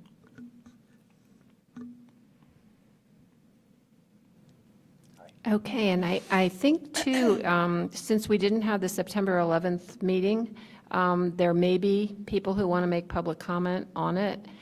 So I think the more we can have available, like that rubric, if it's available by then in October, the easier it will be for us to vote on it. We'll hold. Sounds fair. Okay. So we'll wait until then. Anything else around? I'll tell you, I know there's something else, but I think Director Reed, you might have asked it in an email, and I'm remembering it. You said, why? I figured it out. I asked it last time, and then okay. I was like, I looked at it and went, oh, I did it again. One is instructional material, and the other's library books. Right. Sorry. Okay. Well, but what your question, and it was a good one, why is one tied? Why is one tied to, you've got to be a parent of a child in the school, and the other one is broader? And the simple answer is parent of a child in the school. That one comes straight from the statute. The challenge to instructional resources, honestly, we just simply didn't change. I mean, it's now standalone in a different way, but it's the same as it currently exists. So if you look in board docs right now, you'll see a provision regarding challenge to instructional resources, and it basically is, you know, resident or parent, or I don't have the language right in front of me. So it's just broader. And if you guys said, we want them to match, we can make that adjustment.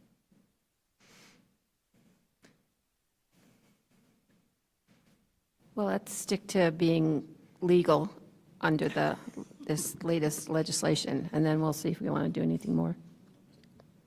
I just want to clarify, our policy includes that any challenged book would remain on the shelf until a decision's been decided, and that is part of the statute that was passed. Yes. That is not an internal decision. That's right. To make, okay. One change you'll see that the statute is the time between challenges, right? The early draft had said, if it's been challenged in the last 60 months, you don't do it over. Because the legislation had said 24 months or more. We did get a couple of comments of like, that is a heck of a long time. I mean, world and attitude can evolve. And so we changed that to 36 months. So 3 years instead of 5. Okay, thank you very much. And this brings us to the end of today's agenda. Thank you to the presenters who participated in this study session. The board will have another study session on Wednesday, October 8, 2025 at 4:30 p.m. here in the Ed Center. In addition, the board will be having our regular board meeting on Thursday, October 16, 2025, starting at 4 p.m. here at the Ed Center. Public comment will be available on October 16, 2025 for those who wish to address the board. Please see our website for information on signing up for public comment. Thank you again to all who participated this evening, and good night.